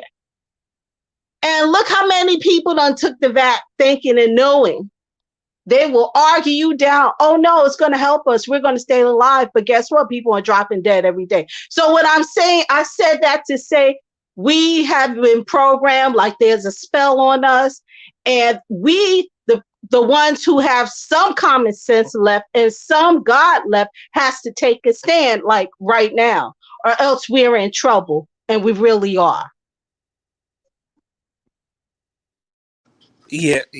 I don't think people understand that we are asking our enemy for money. That's the killing thing to me. We asking some people that have been against us since the beginning of time, for money. And on top of that, we go out here and act a fool, make ourselves look bad. It's just crazy to me that we have the entitlement that we really deserve something from the people who put us in the situation. It's really crazy to me, because on the streets we wouldn't do that. If the Bloods and the Crips don't ask each other for things, we have to go out here and we have to create things on our own. And I don't feel like a celebrity is supposed to do that. We the only group of people that's represented by celebrities. And it took Ice Cube to come in and say, hey man, all your celebrities not doing nothing. That's going back to the show that you had earlier. The black politicians are against us just as much as the white men. They're not gonna do anything for us. I think the celebrities could help. You say what? No, I think the celebrities could help, because the celebrities do have some. What did you say? Like some capital. They slow down. That D1 talking. D1, is that you talking? That's me. D1. It's weird because every single celebrity, they vote the same, they think the same, they speak out on the same exact issues. It's very odd, D1. Like it's the weirdest ish ever. The only black celebrity that I guess will fall out of line and has a mind of his own is Isaiah Washington. That's the only black one that I've seen. Everyone else, it's like they especially in Hollywood, music industry, they're all the freaking same when it comes to I politics. think the reason you got Denzel Washington, you also have Jackson out there, but I just think they're quiet. I won't say they all think the same. I think there's people who think like us. They're not going to put their brand out there. They're just not. Yeah, but kind of like what Shirley just said. If you're trying to integrate into the dominant white society, you don't want to rock the boat necessarily. So that's why, kind of like what Dynast is saying, that's why they kind of parrot the same narratives or promote the same agendas, et cetera, because that's kind of, they want to get to the bag. But the reason why I'm saying that the celebrities could potentially help is because they have residual capital that they can help invest into the wider community. So someone like Ice Cube or Jay-Z or et cetera, but because they're chasing the bag, they don't want to necessarily use their money to necessarily do it. They want to try to elevate and try to et cetera, stuff like that. I want to talk about this real quick and I'll let someone else go. Like the problem with the celebrity issue is that in our community, we're the only ethnic group in this country that looks at celebrities as our demigods. And the problem is that, like you said, a lot of our celebrities, they went to the white side. They're going to the plantation. Why? Because masses paying them millions of dollars to shut the hell up and not engage out the community. Because, like you said, they have they have a good platform. They got the influence and they got the capital, which can make them a potential threat for the white society that they're trying to live in. So it's damn near. So any type of black celebrity, especially with influence, trying to help his own community is damn near a death sentence. And a lot of us don't see that because we're not in their position. This is why, like a lot of our scholars, they said never go with these Uncle Toms who go with these Uncle Toms because they said because you guys see who's paying them, who's giving them these opportunities, who's giving the alkalis and everything. This is why they always push like to do for yourself. Don't use celebrities as a reason to not want to be better, because they can be just as your enemy as the white supremacists are. Yeah, let's do this. Yeah, let's do this. Let's pass it to Miss Maud, and we'll pass it to Lumumba Speaks. But Miss Maud, you were about to say something? M.A.? Yes, I was about to say something about the celebrities. Of course, they don't want to interrupt their opportunities and their benefits. But I was thinking about the African basketball player who took the knee, and how he was only one person. He went back to Africa and he helped out his own community. Now, how many celebrities with that type of money, ADOS and FBA, here in America, what did they do something similar to that? And that's my question, my challenging question to them, because they do have the opportunity. I don't see no hitman or no gun to their head saying, hey, don't put a $1 billion in land and farms and stuff like that. I don't see where, yes, some people are assassinating, but they're not like Martin Luther King and the Malcolm X. They can take their money even privately. There are ways of going about doing things to make things happen without their face being publicized, if you know what I mean, unless they want it publicized. If I may, let Mr. Lumumba go, and then go ahead, Mr. Lumumba. Yeah, I appreciate you letting me be back on your platform. So yeah, I think there's a number of issues that a lot of people have touched on. One, I think the issue of celebrities, and Malcolm talked about this, that oftentimes when celebrities are given a platform to speak for the Black community, they've been hand-chosen, hand-picked, right, to speak in a manner that is, of course, going to be acceptable to the power structure. So I think that's something that we really need to move away from. When we look at some of the more successful grassroots movements in the Black community in America, one, the Black Panther Party, Malcolm X's Nation of Islam, the Organization of African American Unity, Stokely Carmichael with the Lounge Kind of Freedom Organization, so on and so forth. What we found was they didn't use celebrity support at all, right? So I think that's one issue. I think another issue politically, and this is something that you all were speaking to before I got disconnected and was able to come back on, when you were talking about Ice Cube when he was on the Cocktails with the Sisters show, is that oftentimes what we're seeing from, unfortunately, the female-dominated leadership is an emphasis on symbolic political victories, right? But we know that those of us who are in the know we want to focus on what substantial political victories. And we know with symbolic political victories, the great example will be Obama. The person may look like you, they may speak the vernacular, they may even have the swag and dress and have the drip, as the young folks say. But in terms of bread and butter issues, in terms of what Martin Luther King taught us many years ago, which is what politics is the business of who gets what, when, where, and how, we still find ourselves outside looking in. So I think from a macro perspective as a community, we have to focus more so on substantial political victories rather than symbolic ones. All right, Shaw, go ahead, Shaw. Let me just go ahead. You know, I noticed in these spaces, these virtual or social media spaces, is that my folks, African Americans, are not really, they are not really paying attention to what's going on in their community. I mean, they know the bad stuff, they're in it, they go to the store, they go home, they know about where kids play, but they have not taken time to find out where these, the nonprofit organizations that are in their area, what they're doing, what's going on with their needs, are they working? If they were to sit down and write down, 10 problems in their community, have they done it based on just really looking at what's going on? If you are a regular African American that's gone through the public school system and you don't have that Afrocentric education, if you have the will to want to help your people, help yourself, help your people, then you would expose yourself to a YouTube, something, or read something. Too often, I think the problem is that we don't allow ourselves to kind of be open to an individual that could come and be the, not necessarily Messiah, but that could make a huge difference. It could come from an individual. It could come from a mass movement. It could be any of those things. Ice Cube could have been the person that could have made a difference. So we have to, I think we can be open to that when those types of individuals, rare individuals, step into the light. You'll know, it'll happen. It'll trigger. It'll be, gunfire and fireworks, like a Martin Luther King or Malcolm X when they step into the room or into our communities. So we'll know when that happens. But I prefer that it is a mass movement. It is a movement of education first, that we educate. It stems from the primary source of us educating each other and being educated about Caribbeans.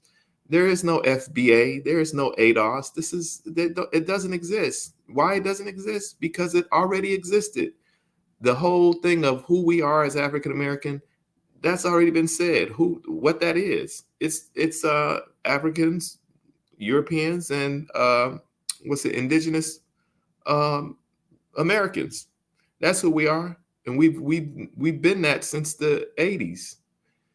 I'm one of them. I'm just saying, all of this new shit coming along, these are young people who don't have again, back to that education. They don't have that education. They want to have a voice. It's like, this is like a trend, they want to have a voice. That's all. Young people come in and want to have a voice, and I get it. But when you come in and you want to have a voice and you're young, you need to be educated, or you need to be listening to the folks that are older than you, and get that transfer of knowledge. And I'm gonna land right there. Can I go? Now go ahead. Yeah.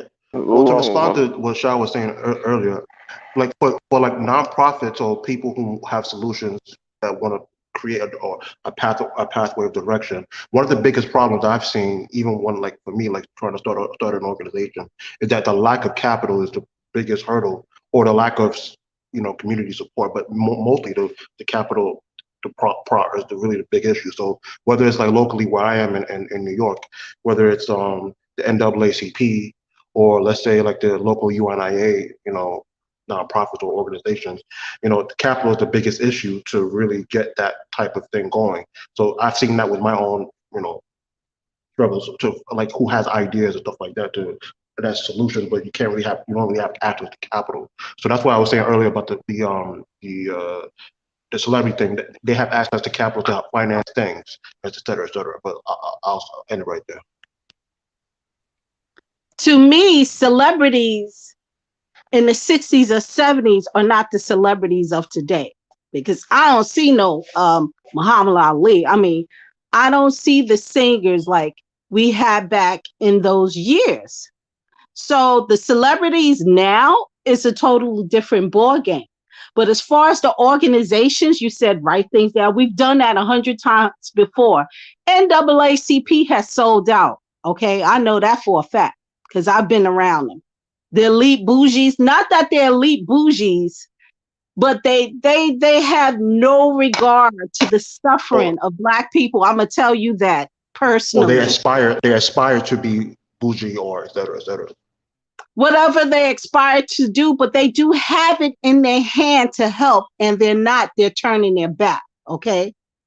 Even when some of us have tried, even myself has tried to do certain organizations and building communities, and these are some of the same people who are all connected. But guess what? They tried to destroy it. Okay.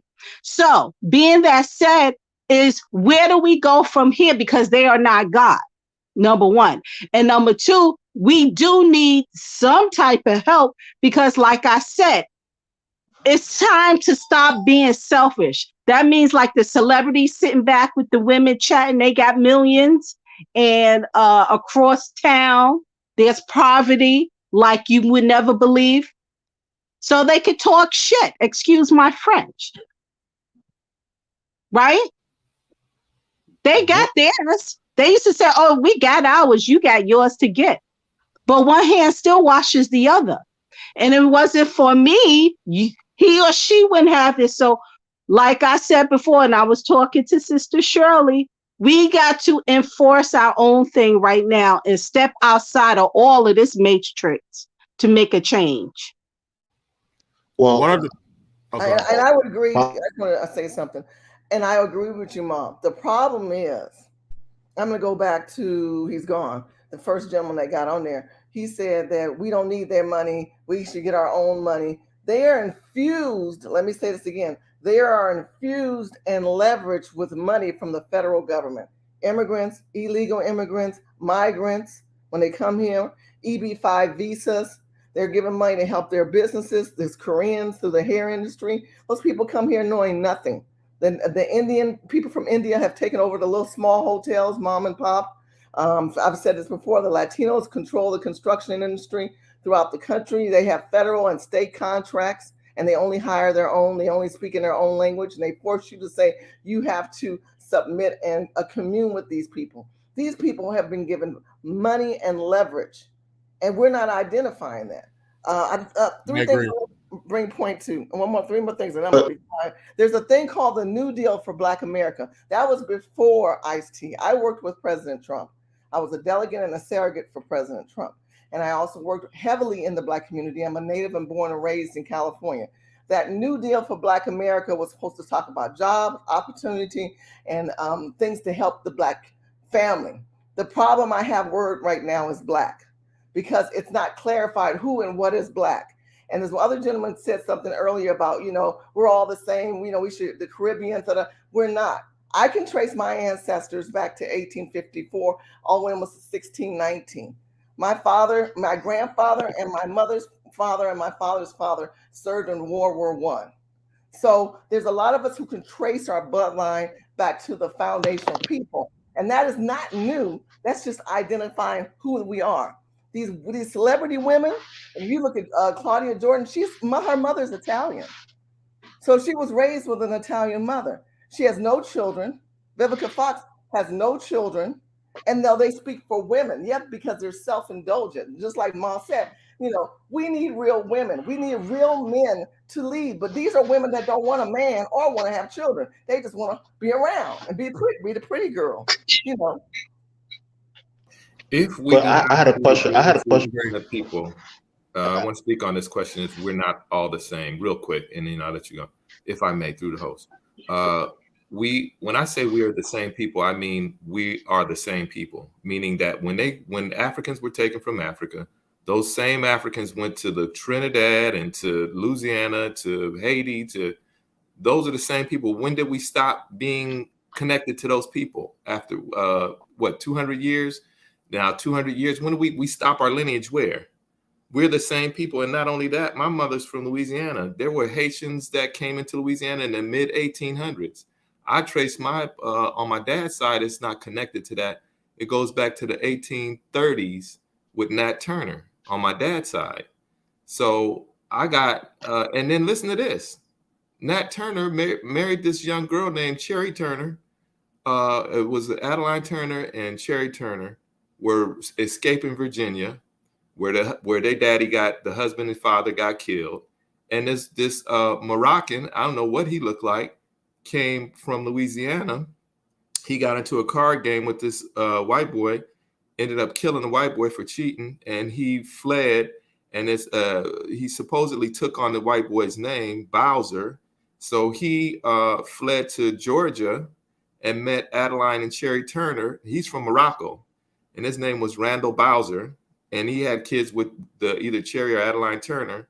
And the person who told this story, I met her in 1972. I was a young kid, and she was 92 in 1972. She was 92. It was my aunt, and it was her grandfather was Randall Bowser, and he's from Morocco. So what y'all talking about? It's some bullshit. You guys need to get off of it. Nobody's on any. Let me feel. I think he's addressing me. I want to address this issue. Go when ahead. we talk about the benefits of the African Americans in this country, you've obviously done your homework. You know your genealogy. I've done my genealogy. I've done my DNA. I have roots in this ground. There are people who come here as immigrants, people who come here as migrants, who just got into this country 10 or 15 or 20 years ago, compared to some of us who can trace our roots back hundreds of years. We're talking about monies allocated. If you look at the colonists and the Trinidad, people from Trinidad and what they did in Britain and how they were able to compensate for those people, what they did in England, what they did in other countries. I'm not saying that we're not compensate who though? Compensated financially, compensated in a way that they could set themselves free, that we didn't get set free. There is a culture of people, sir, who have been foundational people in this country who don't get the leverage or the compensation. Even if an African comes here today or someone from Trinidad, they can play the migrant immigrant card and get loans. They get loans better and faster than descendants of slaves. That is factual. So when we talk about identifying people, I'm identifying a culture of people who don't get the same compensation, who don't get the same leverage, because the way the laws of this country have stipulated, where they have been able to get compensated many years ago from their countries where we did not hear. Well, the problem isn't. I'm not sure. Hello. Hold on one second. We got Jonathan, and we'll pass it to April Tate. Go ahead, Jonathan. Yeah. I was listening to this and I thought to myself, like, Hey, Jonathan, you sound real muffled. Like, I don't know if you are on speakerphone or what, but you sound real muffled. Can you hear me now? It's a little bit better. Go ahead. So I was thinking that a lot of the celebrities in Black America, I was watching this. A lot of them, it's true, a lot of them don't give back. And I was recently reading about the football player. What was his name? He's from Senegal. Sadio Mane. And he went back to his country. They asked him, "Oh, why don't you buy a Ferrari? Why don't you buy all of this?" He said, "Why would I buy all of that when people in my country, in my village," he said, "in my village don't have hospitals, they don't have anything, you know," and he's spending his money spending millions. Yeah, but Black men and Black Americans don't think like this. Think about what. And then wait, hold on. We don't think. I'm thinking, and hold on, wait, one second, and I'm thinking that a lot of Black Americans, they don't create communities which are self-sufficient. All right, a self-sufficient community is like a Chinatown. You understand? When a Chinese person comes from China, they don't need to go look for a job. They could just go to a Chinatown, and then there you go. They can go. They'll go to a meeting hall. They'll go ask the elderly people of the community. Oh yeah, I need to find a job. They're fresh. They don't even speak English, and it's already there.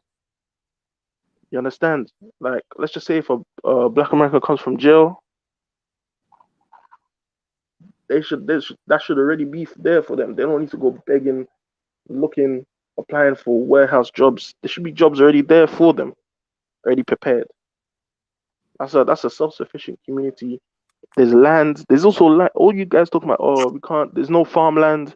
There's no this. There's places like Jamaica. You could buy land in Jamaica cheap.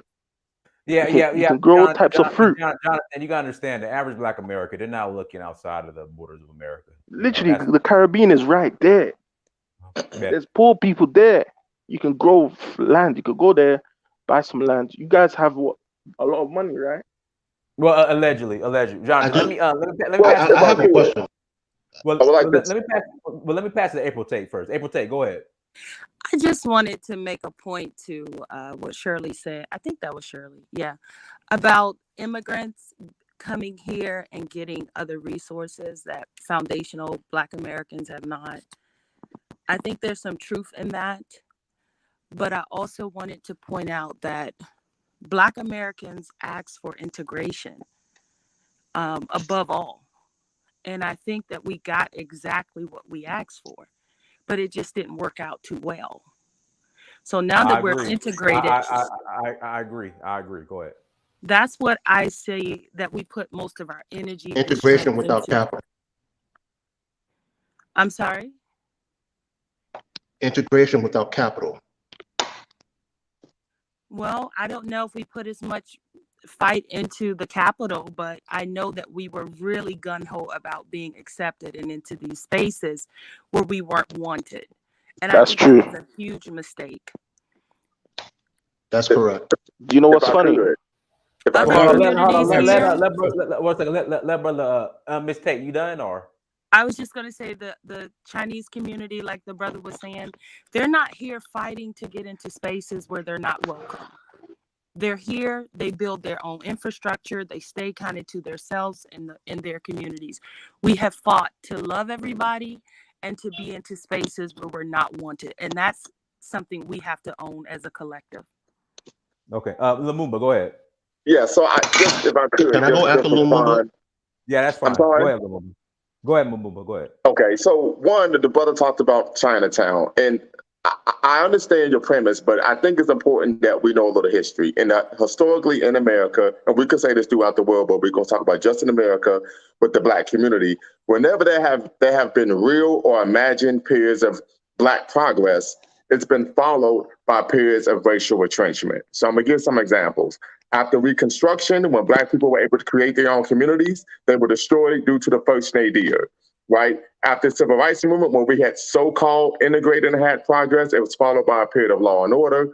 Then after, of course, the historical and successful election of Barack Obama, it was followed by a period in which there was a rise in white supremacist hate groups. So we have to understand that historically, whenever Black people have had progress, there's always been the Empire Strikes Back. The other issue is that we have to understand that oftentimes, we find this throughout the history of white supremacy globally, is that they have buffer races to buffer to provide a buffer between, of course, whites and, of course, Black people. So in South Africa, they brought in, of course, Indians. And in other parts of the Sahel in Africa, they used Arabs as the middle class and the merchant class to create a buffer between Black people and, of course, the white power structure. So I think that these are issues that we have to understand as well.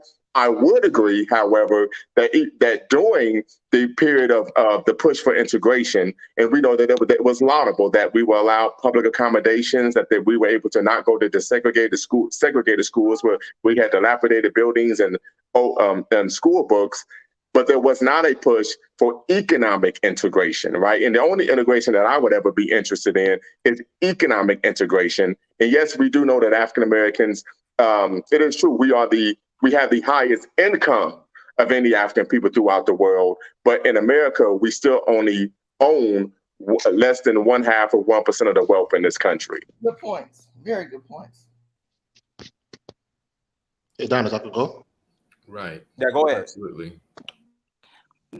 Yeah, so But basically, my question or my thought was it's kind of like a question to the panel on, but I'm saying if we're being denied the access to the capital, or similar to what Lumumba's speech was saying, what are the potential alternatives for us to be able to finance our own development or direction as a people? Because I feel like we've been going in circles, about these problems and stuff like that, because we can't get access through the Black contract of Black America. We can't get access through reparations and stuff like that. So my question is, or idea is, what is the alternative for us to be able to help finance It's our own simple. development? It's Because we simple. can't get access to we can't get access to the U.S. dollar It's or simple. whatnot. But One of the yeah, best, go ahead. one of the best solutions, honestly, is to literally, pretty much, I'll be bluntly honest, you're gonna have to damn near go to the continent of the Caribbean. Those are your two best power sources you can go, because at least in the continent of the Caribbean, you can literally start building your business. You can build infrastructure. You're allowed to get loans. You are more trusted.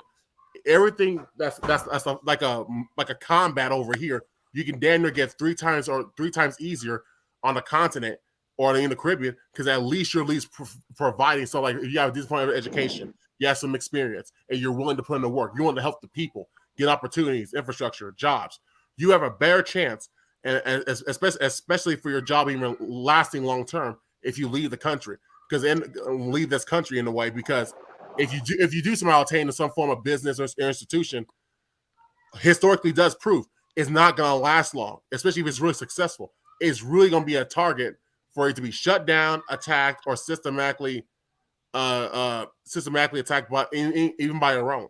Because that's one thing we haven't accepted yet. If you try opening the continent or the Caribbean, you have a better shot, especially for a long tour that can really build up naturally. Because the thing is, America got a better opportunity and better chances. Well, and I would argue that I think that is an option. I think if one doesn't want to leave the United States, I think there are two options. One, I think, in practicing the fourth principle of Kwanzaa, which is Ujamaa, that teaches us cooperative economics and to build and develop our own stores and businesses, shops, and profit for them together. I think that's one option. And I'm using a tangible example of my hometown, Dayton, Ohio. We have what's known as the Gem City Market. We know that oftentimes in urban areas, there are food deserts. So Black people got together and created a cooperative to where they were able to build a actual grocery store in the Black community on the west side of Dayton, Ohio. I think another issue with the nonprofit I had was Susu, right? So Susu was a form of African lending, typically where people you have like it's almost known as a financial club, right? So what we would do was, if we had an organization, we believe what Thomas and Carr taught us, which is whoever feeds you imposes their will upon you. We said we are a nonprofit. We don't want to look for financial largesse from white benefactors. And so what we would simply do with the small group we had was put $10 into the pot every month.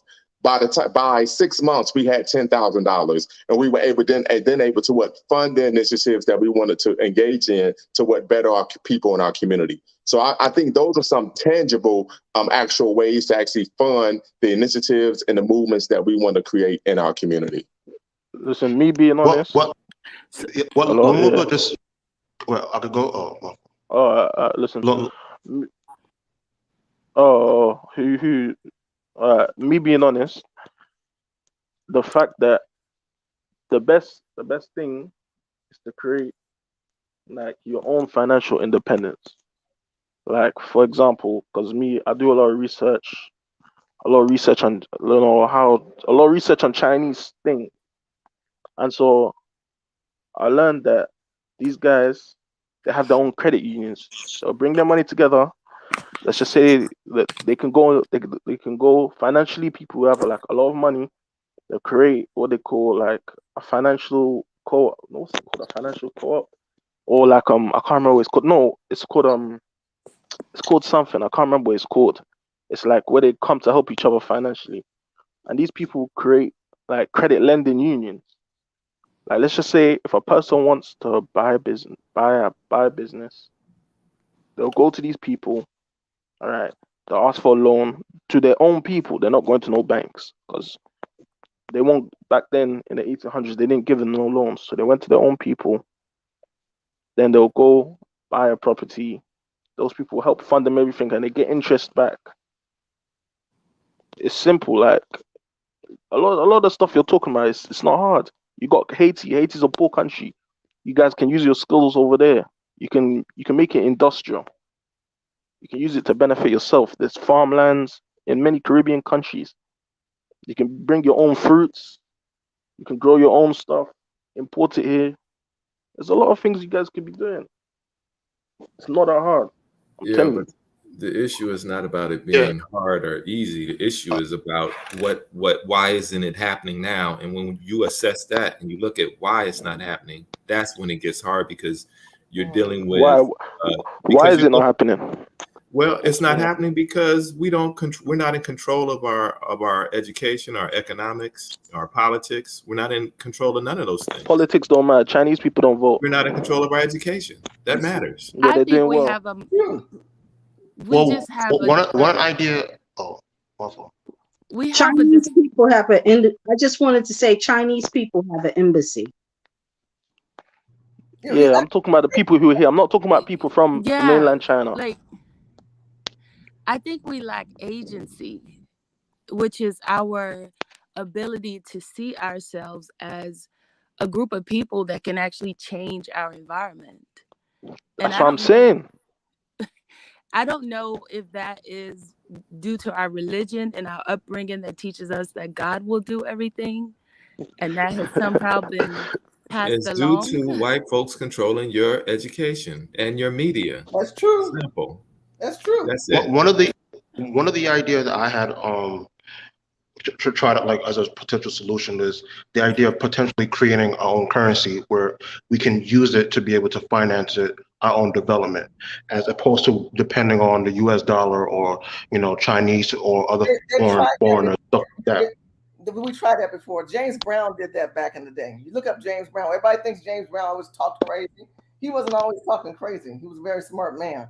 But he tried doing that. There's so many other people say, oh, we need our own currency. I mean, you live within this country. I'm going to go back to what Shay said, which is very clear. These people have dismantled us on how we think. We don't think as entrepreneurs. We don't think as people who say we should value trade. We're talking about trade industries that we've given to everybody else in these countries. We can't compare ourselves to Chinese. Chinese people come here on EB-5 visas. They get executive orders of monies allocated to them.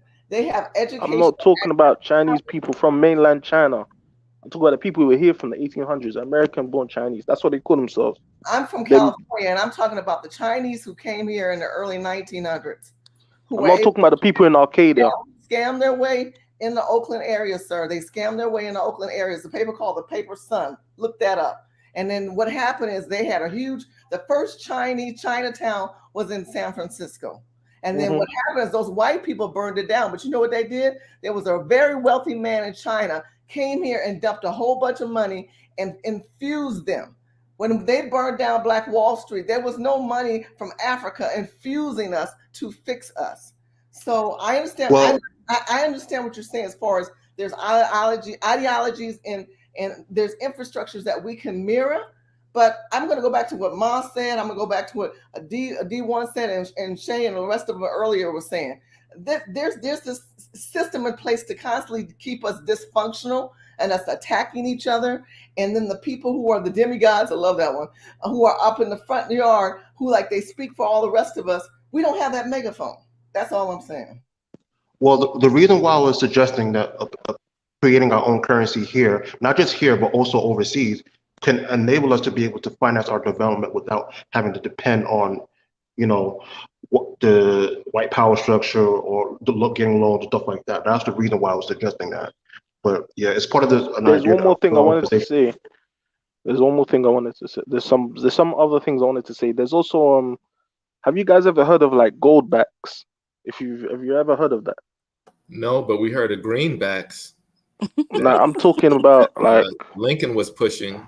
We're creating a currency here in the United States. No, I'm talking about the one. I think it was in like I can't remember what area, but it was in the States, and it's a note, but it has gold in it. I can't remember. They were talking about it.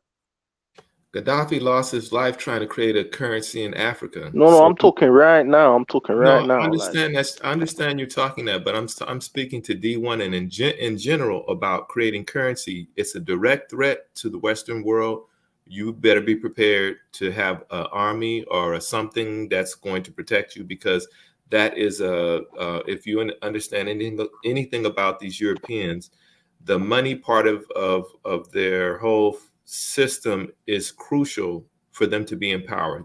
The money has to be there. But what you said is correct, but I'm not saying that shouldn't deter us from developing us, because we need our own currency.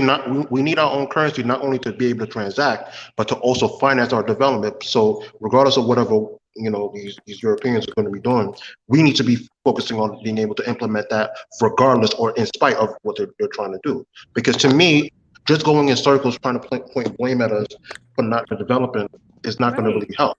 So that's why I'm suggesting that having our own currency. D1, let me ask you this: would you be open to the barter system? Because I agree with Shay. So would you be at least open to the barter system? That means we put a tribe of people together, and you know how to do plumbing, you know how to do wood, you know how to do flooring. If there was a system designed where we could barter with our talents and just still work on our regular jobs, that would be even better. Because the whole currency thing, you got the federal government looking at you. None of us want federal government looking at us. We don't. So to answer that, the problem with the barter system is that because most of the supplies that we use to either consume or trade with, whether it's the food system or whether it's electronics or whatever, to be able to barter, we don't have the production or the industrial capability to be able to do that. So that's why. But what I was saying is what Jonathan Sim was saying, we can develop it ourselves, whether it's in the Caribbean or in Africa, we can do that first because we don't have access to that. Most of the supply chains is really coming from China or Asia or whatever. So what Shirley was saying is correct, but we need our own supply chains first, which is part of what my organization is doing. Can I ask you, so what state are you in, D1? So, you say that again? What state do you live in? New York. I'm in New York City. What's the percentage of blacks in New York? Do you know? Okay, so I'll tell you the percentage in California. Right now, we're down to 3 to 4% African Americans in California. No matter what the media might show you, like we're all black and all unified, we're not. There's mostly Latinos and immigrants. That International Bradley Airport has taken California to a whole nother level, where those people fly in and out like popcorns. Well, a lot of us don't have access to trade. We don't have access to get products produced in a cheap manner. That's something that we are now grasping up on. But those people have been doing that for decades. There's other places in the South, Texas and Texas. Houston is 28%. Killeen, Texas is 40%. I'm talking black. Mississippi, heavy black. Alabama, heavy black. The Geechee people, heavy black. Those numbers where there's more of us and we can unite and come with the ideology that Jonathan and Jay and I think that's, for those of us who live here, I understand. Yeah, I agree. I'm not disrespecting anybody in Caribbean or whatever country you're from. I am from America. My ancestors from America. But Shirley, it's kind of similar to what Dinah was saying. Like he's been saying, we should be focusing on working with people who has of same or like mind. But also the reason why I was saying that, the reason why particularly Africa, not necessarily the Caribbean, but the reason why Africa is particularly relevant is because most of the supplies that we need or the raw materials is needed literally come from the continent.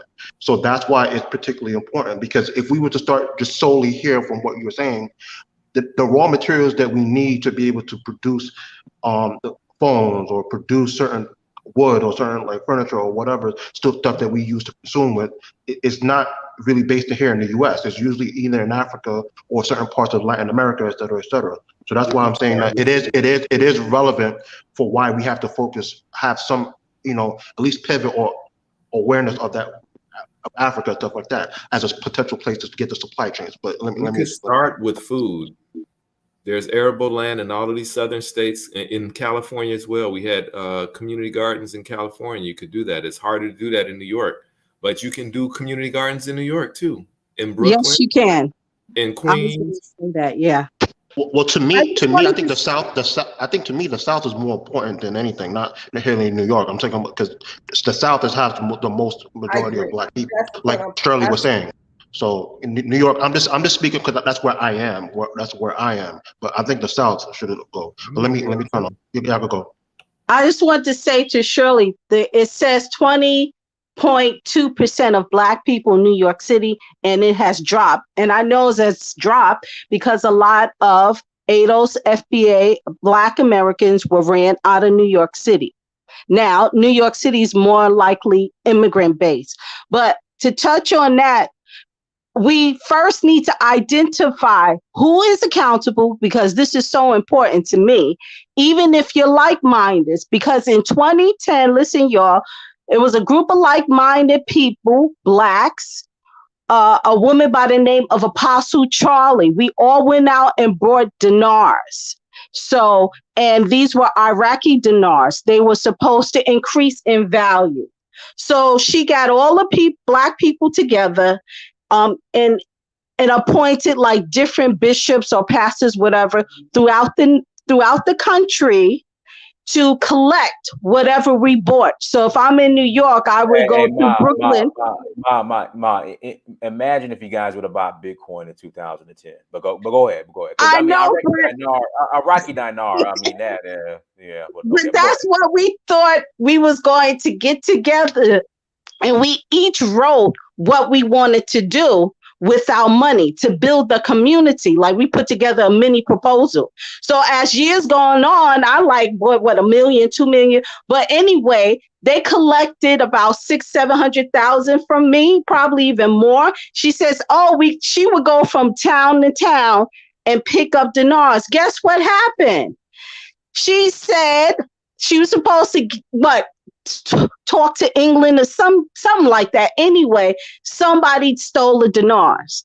Now you're supposed to be a woman of God, and you got people of God, Christian folks who are believers, trying to get something together. And how's all these dinars gone? So she still hasn't given me back my dinars, but she's going to eventually have to give back my dinars. My cousin got hers, which is the one who introduced me to the program and to the people. So, and these were, matter of fact, it wasn't like ADOS FBA, although the woman, Apostle Charlie, is ADOS, but it was everybody Black, no matter what culture you came from, involved. If I could interject, regarding to the story that you told. One, Dr. Amos Wilson in his seminal text, Blueprint for Black Power, talks to us about not working with people who have a type of religious affiliation or state that they're a person of God, because they tend to use it as a way to manipulate people and be able to keep from being questioned. Number two, Number two, and I think this is very important, that I think anyone with a modicum of financial sense would understand that you would not invest in a currency from a country that's war-torn and being rebuilt. That's nonsensical, right? Iraqi was in shatters. It was, literally is a failed state. So it would be nonsensical to then buy and to invest your money in purchasing currency in a country in which the actual dollar is in tethers, and they're actually using the American dollar as the currency in that country. So oftentimes this comes people, if I could, remember, they were under the impression that, I guess the U.S. government was going to come in, and after they destroyed it, clean it all up, and then the dinar was just going to just rocket to the moon. But it didn't right. Well, like I said, I think anyone with a modicum of financial literacy would know that that's nonsensical. That's not what the American government does. And when they rebuild a country, so that the economy and the money that's being spent is beneficial to America. So once again, I think that is a result of a lack of financial education. That type of scheme, because if someone would have came meet with me with that, I would have told them, get the out of date. Yeah, so something I just wanted to say real quick. There's something I wanted to say. What I was talking about with the currency, I'm talking about independently, not of any particular country or in existence. Because whether you look at the dinars, you just give an example, those countries are pegged either to the U.S. dollar or to European. I'm talking about us creating our own independent currency of thing, where we have our own economic systems from the manufacturing side or from the currency side, et cetera, et cetera. That's what I just wanted to clarify. That's a part of what my organization is doing. But yeah, go ahead. You guys go. Yeah, I thought you meant that, but I would offer that that should be something that should be done. The impetus of that should begin on the continent of Africa and be done through, for example, not necessarily, but like Ghana. Ghana's stable. What other country is stable like Ghana? I don't even want to say Rwanda, but even though Rwanda is stable, but there's some problems with Rwanda. But why is it that in a country that is at war right now, the ruble is actually going up in value? What is that all about? I can answer that. Because I can answer that. Because Russia's not a third world country. Russia ain't Well, Iraq, there you go. and Russia has resources, and a lot of these in Europe depends on Russia for their resources. So yeah, because similar to what Dynas was saying, what I was reading for the last few months, the Europeans or the West has been imposing sanctions on Russia, but at the same time, they're still covertly buying oil from the Russians, particularly the Germans, because the Germans depend on oil and gas from there. So that's why I think one of the reasons why the ruble has been rebounding since the war started. So it's kind of more hypocrisy on their part, putting sanctions on them, but then at the same time covertly, doing their thing. So that's why the ruble still was doing that.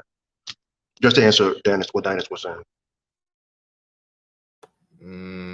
Sounds fishy, but I just lump it all as these are Europeans, and they are control other people's currency.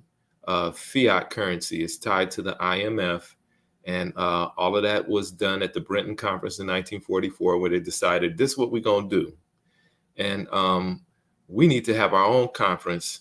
Like you saying, D Beats, I agree with you. We need to have our own conference, but let's not be naive about what the ramifications of that is. And when you don't have an army and you're trying to do those types of things, that's not a good start. In fact, I wanted to say earlier is that in our communities, when we start to build our communities up, that's one of the things we need to be watching out for. We need to have a plan for when the empire strikes back. We start doing good. We already know they're coming. So what do we have in place? Like Francis Cress Wells has said, it's a chess game. They're going to make their move. You make your move. So we will be, anticipating potential moves as we're building our community up so that we don't ever have to have another Tulsa, Oklahoma situation and Rosewood and a whole bunch of other situations. Well, one of the biggest problems I've seen to even just build like a defensive system is that without having the economic or industrial capabilities, we can't even defend ourselves. So even though these are good ideas, what my group is working on, you still need to have that technical industrial capability to be able to develop what Shah was talking about. So it's going to take steps and stressful as you were saying. But yeah. Food is a great start. We need to have food security, and I doubt that we can really wage that from here. My thing is that we need to get all the peripheral, as many bloods out of the United States back home as soon as possible before shit gets too bad, and then it'll be hard to make it out of here. But you'll see the writing on the wall at the last. You'll see the progression of things, but we can probably truly only wage this war from the homeland. We'll have more time, and even that's going to be a battle. That's what we're dealing with. As much as I'm, tied to this land, I'm more tied to my people than this land. And I don't care if my people have been here for 100,000 years. I have something in common. I don't care if I'm 100% indigenous. Whatever it was we was doing is very much similar, and it's a continuity of the culture of the place they call Africa. I agree. Yeah, guys, if you want to call in, we'll take a couple more callers. Links in the chat room. Everyone who has super chatted, why don't y'all call up Mayor Lumumba in Jackson? Jackson's a great candidate for a new power base. My family's from Jackson on my father's side. They're from Jackson, Mississippi, right outside of Jackson City called Terry. So, but I haven't been in years. Haven't been to Jackson in years. But listen, links in the chat room. Link is in the chat room. I just want to say I think Ice Cube still has a chance. Because we're right now, I feel like it's like we're at a standstill. And so what is the next move? Or who's doing the next move? Put it that way. Not just talking, but who's taking action? Well, one of the ideas that the organization I was trying to start is that at least for those of us who, like, you know, Shirley, who wants to focus here in the U.S., what I was thinking is that at least on the political side, we can at least start working on at least for those who want to be involved in politics, stuff like that, building an independent Black voter bloc, particularly in the South, could potentially wield or leverage the Black vote as a potential solution or potential way to be able to wield power. Now, some people may not agree because, you know, we may not have the capital to run candidates or stuff like that. But I was thinking that a Black independent voter bloc could potentially be a solution. Just one, not the solution, but one of, et cetera, et cetera. Yeah. But when you mention building a Black voters bloc, how would you do that as far as party? Like, you create a party because go ahead. I'm sorry. It's not based on a party. Go ahead, Dean. I give you my thoughts.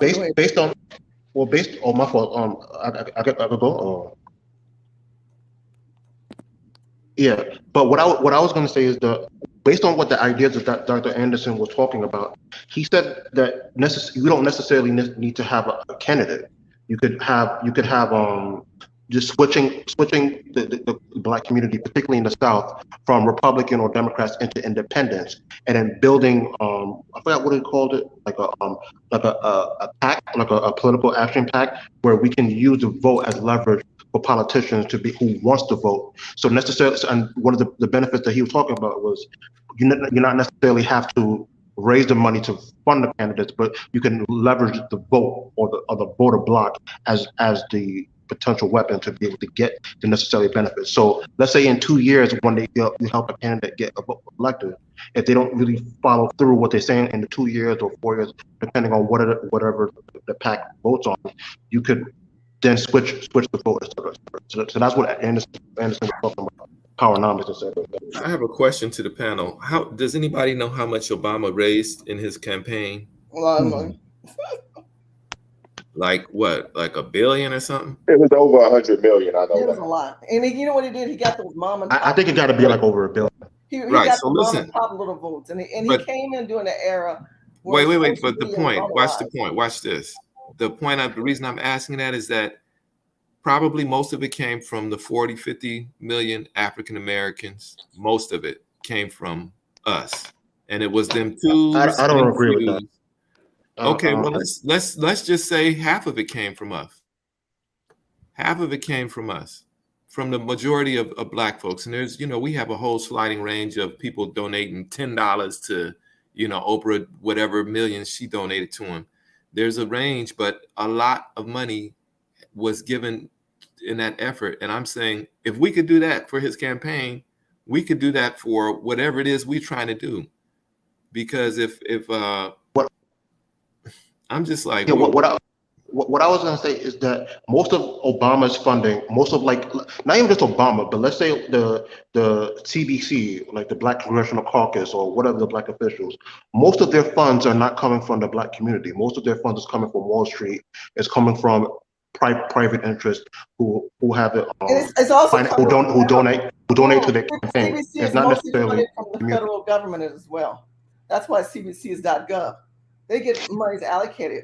I'm totally in agreement with both of you gentlemen, but my perspective is that you need lobbyists. You need to understand there's executive orders that are leveraging against you. So you're working against people who are being fused every year. They're able to get, we talk about loans, but they're able to get grants. They have monies allocated to them. They know how to utilize the system. The system doesn't work for us. It goes back to what Shay said. The system doesn't work, but you do need lobbyists, you need attorneys, you need a coalition. The CBC does nothing for Black people. This whole inclusiveness, we're all together, we're working together. It's a bullshit movement. And that bullshit movement has not helped us in our communities.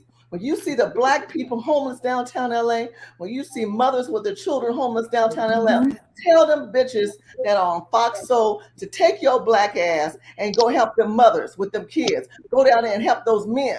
But you don't like a man, you like a vibrator. So I'm done. I'm done with celebrity women who wear 5,000 tons of makeup and want to act like they demigods, like you said, and not care about black communities. Okay, I'm done. Take your vibrator. So when it comes to like the lobbies, and the problem with the lobby thing is that us, particularly as a community, I'm talking about the grassroots, like people like us on the panel or whatever, I don't feel like we have the necessary capital to be able to finance those type of things. So that's why I was saying what Dr. Anderson was saying was a potential idea, a good idea, where we don't have to. Don't want to put into it. We keep saying we don't. The population, the people with that money are, like you said, they've been programmed. They've been programmed, so they don't really. They're like, well, I'm not one of those people. I'm not. What do you mean you're not one of those people? That's your cousin. That's your uncle. You don't want to help them, but you want to drain little dollars out of them and everybody else. No, they need some bigger checks. Need to be at the table. But what I'm talking about is purely from like the grassroots level. I'm not talking about the celebrities or whatnot. We don't have necessarily the capital to finance a particular candidate to be able to go run for governor or to run for Senate or to run for Congress. Most of those funds is coming from billionaires or millionaires already, stuff like that. And then we already spoke about the black celebrity thing. So that's why I was saying what Dr. Anderson idea was pretty interesting, is that you don't necessarily have to raise the money particularly. You can build the voter block like an independent voter block state to state. You don't necessarily have to raise the money to run a candidate. You can build those voter block and use it as leverage. But, and I'm not disagreeing with you, but I believe this. There's 3 levels of government: local, state, and federal. So where are we going to be the most effective? Who has the bigger check? Who holds the bigger bag? It's the federal level. So yes, locally we can say one thing, but right now the way this country is being divided, it's being divided by the Supreme Court and its rulings and allowing each state to do what they want to do. And I believe that we have a better shot of what you're talking about, which I agree with, within the South. The blue states like California and New York and these ones talking about let's have this peace and love and bring all these losers over here and let them have all the skill sets. We need to let them do what they do, but we need to work with the infrastructure of who we are and what we are as a people in a quiet movement, in an underground movement that will be impactful for the community. Well, let's do this. Let's pass it to April, then we'll pass it to Lumumba. Go ahead, April. I think you want to say something. Or was it Ma? I think that was Ma. Ma, go ahead, Ma. Then we'll pass it to Lumumba. Go ahead, Ma. Okay. What I was going to say is I was agreeing with Shirley and I was agreeing with Dee, but I was saying that we can start from somewhere. You got to start from somewhere. I mean, even when you talk about lobbying, just the point of us really showing up and get together, even like with this ADOS thing, I mean, we can be in contact with each other more. And I'm not seeing that because I've been like when they have senators, gubernatorials, a lot of different things, depending on what state you're at. And when I go to Albany and I'm like, where's everybody else? Do you understand? So we do have some access. We're not totally out of the loop, and we don't have to have a whole lot of money to start somewhere. That's all I'm saying. Whether it's blue, red state, whatever color state it is, we can start from somewhere, starting from today. So who's really to make that move? I'm after you, Lumumba. Yeah, so I just want to say, and I appreciate the conversation, and once again, the brother Dynast for letting me be part of the panel. But I think 2 things. One, I think, of course, we need to start local. When we talk about war, and I believe we are at war, we know that any war is a war of attrition, right? And we know that if it comes to simply doling out dollars, what we will find is what took place in the wire, right? Where they will accept our money and go on to do the building of the power structure. So I don't think that's a good idea for us. But I do agree with Brother D1, who talks about at the local level, grassroots. And this is something that's tangible that we've done before, particularly we got the work that Stokely Carmichael with the Student Nonviolent Coordinating Committee, the work they did in Lowndes County with the Lowndes County Freedom Organization, where they not only registered all the Black people in the county to vote, but also, as Dr. Amos Wilson teaches us, ran their own candidates for a political party, for a particular position or county seat. They didn't win in the first election, but when they came back, I believe in 72, they swept all of the county offices. And so these are one of the things that we need to look to do, is particularly when we talk about having those blocks at the local level. The other issue is, I don't like to parrot, the type of talking points of white supremacists. And I think it's a bit disconcerting to call people who are coming to America, for whatever reason it is, for a better life, so on and so forth, to call them losers, when we know that the global economy is structured to the benefit of the global North at the detriment of the global South. And that's something that has long-standing historical roots that has, unfortunately, still plays a role contemporarily in terms of why many countries are destabilized and that people aren't able to benefit from the natural wealth of their land. Or Western imperialism, essentially. Okay, yeah, go ahead, Shay. And Shay, after you, we're going to close out. Or is it Shay or Shah? Shah. Shah. Okay, Shah, after you, we'll close out. Go ahead, Shah.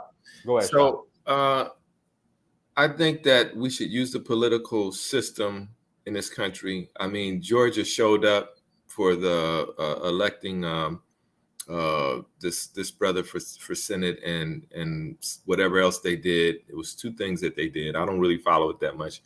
We should use it. But I mean, we also have to be aware that even when we're doing stuff in our communities and we're dealing with nonprofits, for example, we're working locally, and the institutions that we're working with in our nonprofits is going to be local government and nonprofits. The nonprofits are struggling because they're relying on the European white folks to give them money.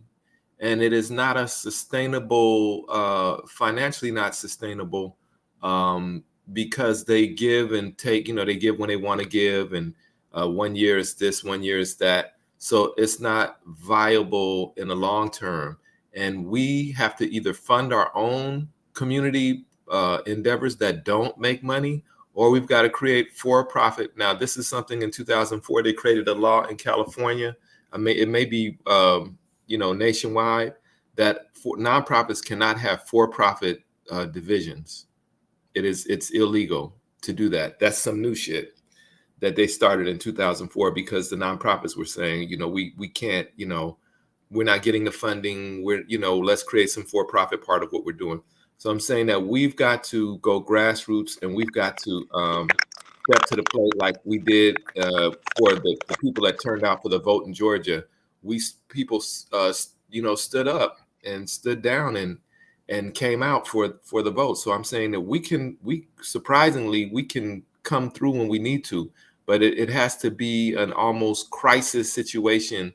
Unfortunately, we operate on that type of thing where it's crisis. Now, last thing I want to say is one of the chess moves that they have done to divide us is creating this group that is separating us from Africa, from the Caribbean, from South America, Africans in those places, by creating this FBA, ADOS, and all that other bullshit that they got going. That's a divisive thing that's creating problems, potential major problems.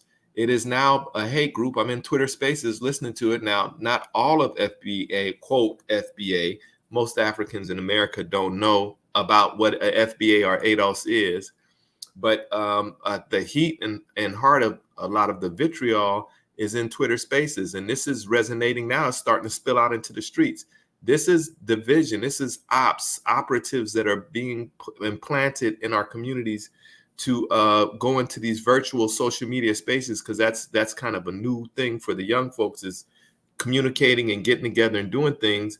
It's potential. It has great potential. And they see that we could actually start making alliances in Africa and doing positive things from afar with large numbers of people. So they have made their chess move, as Francis Cress Welsing says. They made their move, and now we're Pan-Africanists in those groups.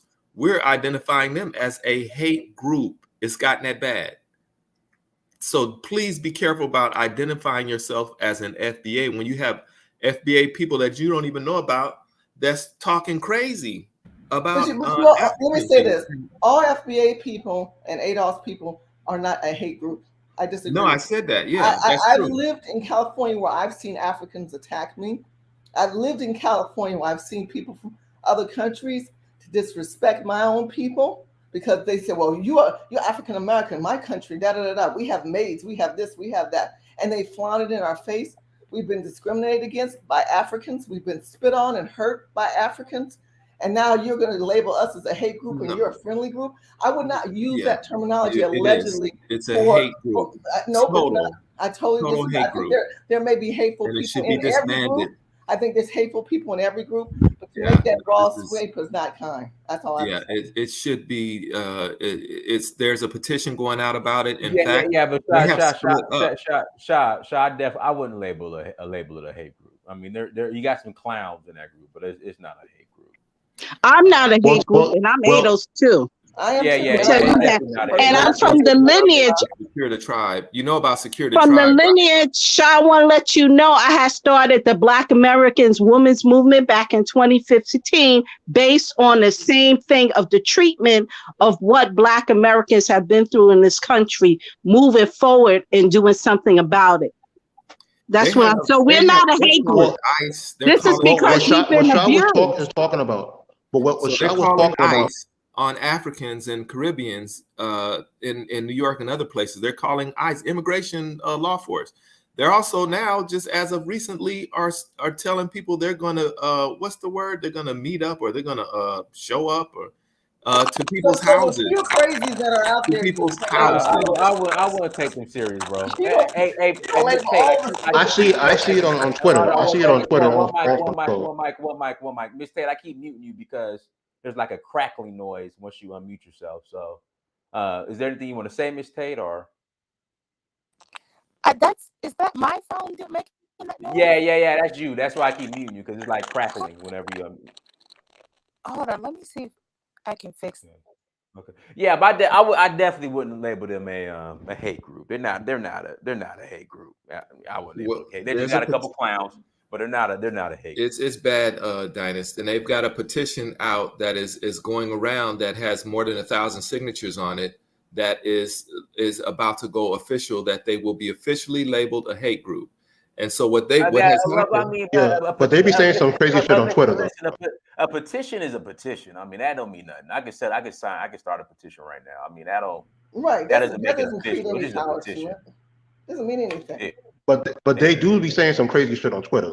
Well, yeah, I mean, but again, saying crazy stuff. I mean, most of these guys are clowns and trolls. I mean, and then like Ivy Dream said, calling ICE is not against the law. I mean, they call ICE. They're making death threats. If you got your paperwork, don't worry about it. Dynast, they have been making death threats to a lot of the people that are in the Pan-Africanist space in their DMs. The Secure the Tribe, and there's some main ones in that Secure the Tribe. But these are people that follow Tariq Nasheed very closely, and Tariq Nasheed is at the front of this, at the top of this.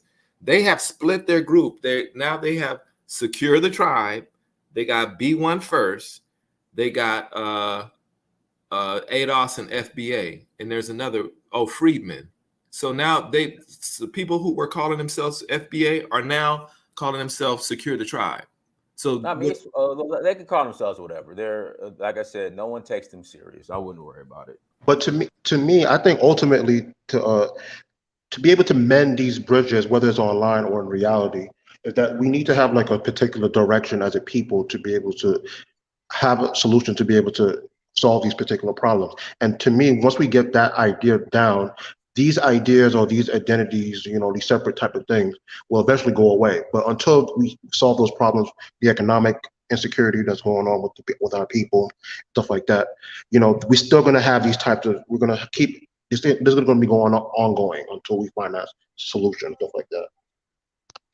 I was like Dynast. I was very much like, I was telling the group, you guys, this is going to come and go. Don't worry about it. And they were like, no, we have to nip this in the bud before this shit spreads and it gets bigger and bigger and bigger.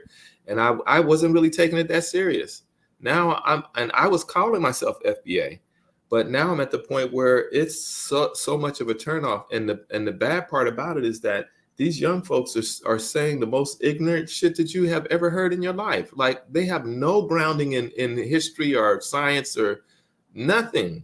And the stuff they're saying does not even make sense. So listen, you can't control the food.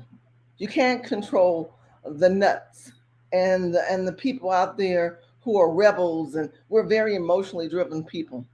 We have to move with logic and history. We have to move with an agenda, like B1 said, like Ma said. We cannot leverage and focus our energy on trying to stop the craziness. Again, if a person has a loud megaphone, that's what we drive our energy to, right? Person it gets hit by the rock yells the loudest. So stop letting them hit rocks at you. Just stick to who you are. You seem like a very intuitive man, very sharp man. I would encourage you to continue on with your truth.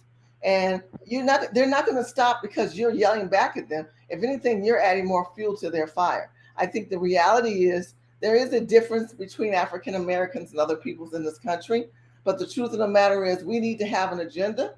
We need to understand that there are people who are in charge, who have a face, that are out there, like these women that we started out talking about, that don't respect the Black man. The Black family is not first. And we do need Black family first. We need strong Black men. We need Black men in business like Dynast. He writes books. He's in real estate. He's bringing community and Pan-African movements together. All of us don't have the same ideologies, but we still should have a mission to want to help our family first. I agree with you. I like the bigger picture of what you just said. I agree with you completely. Absolutely. But hey, we're gonna go ahead and close out. Hey, everyone, thank you so much for joining. Like, share, subscribe. Until next time, family, Dynasty Mirror, search for Huru. Peace.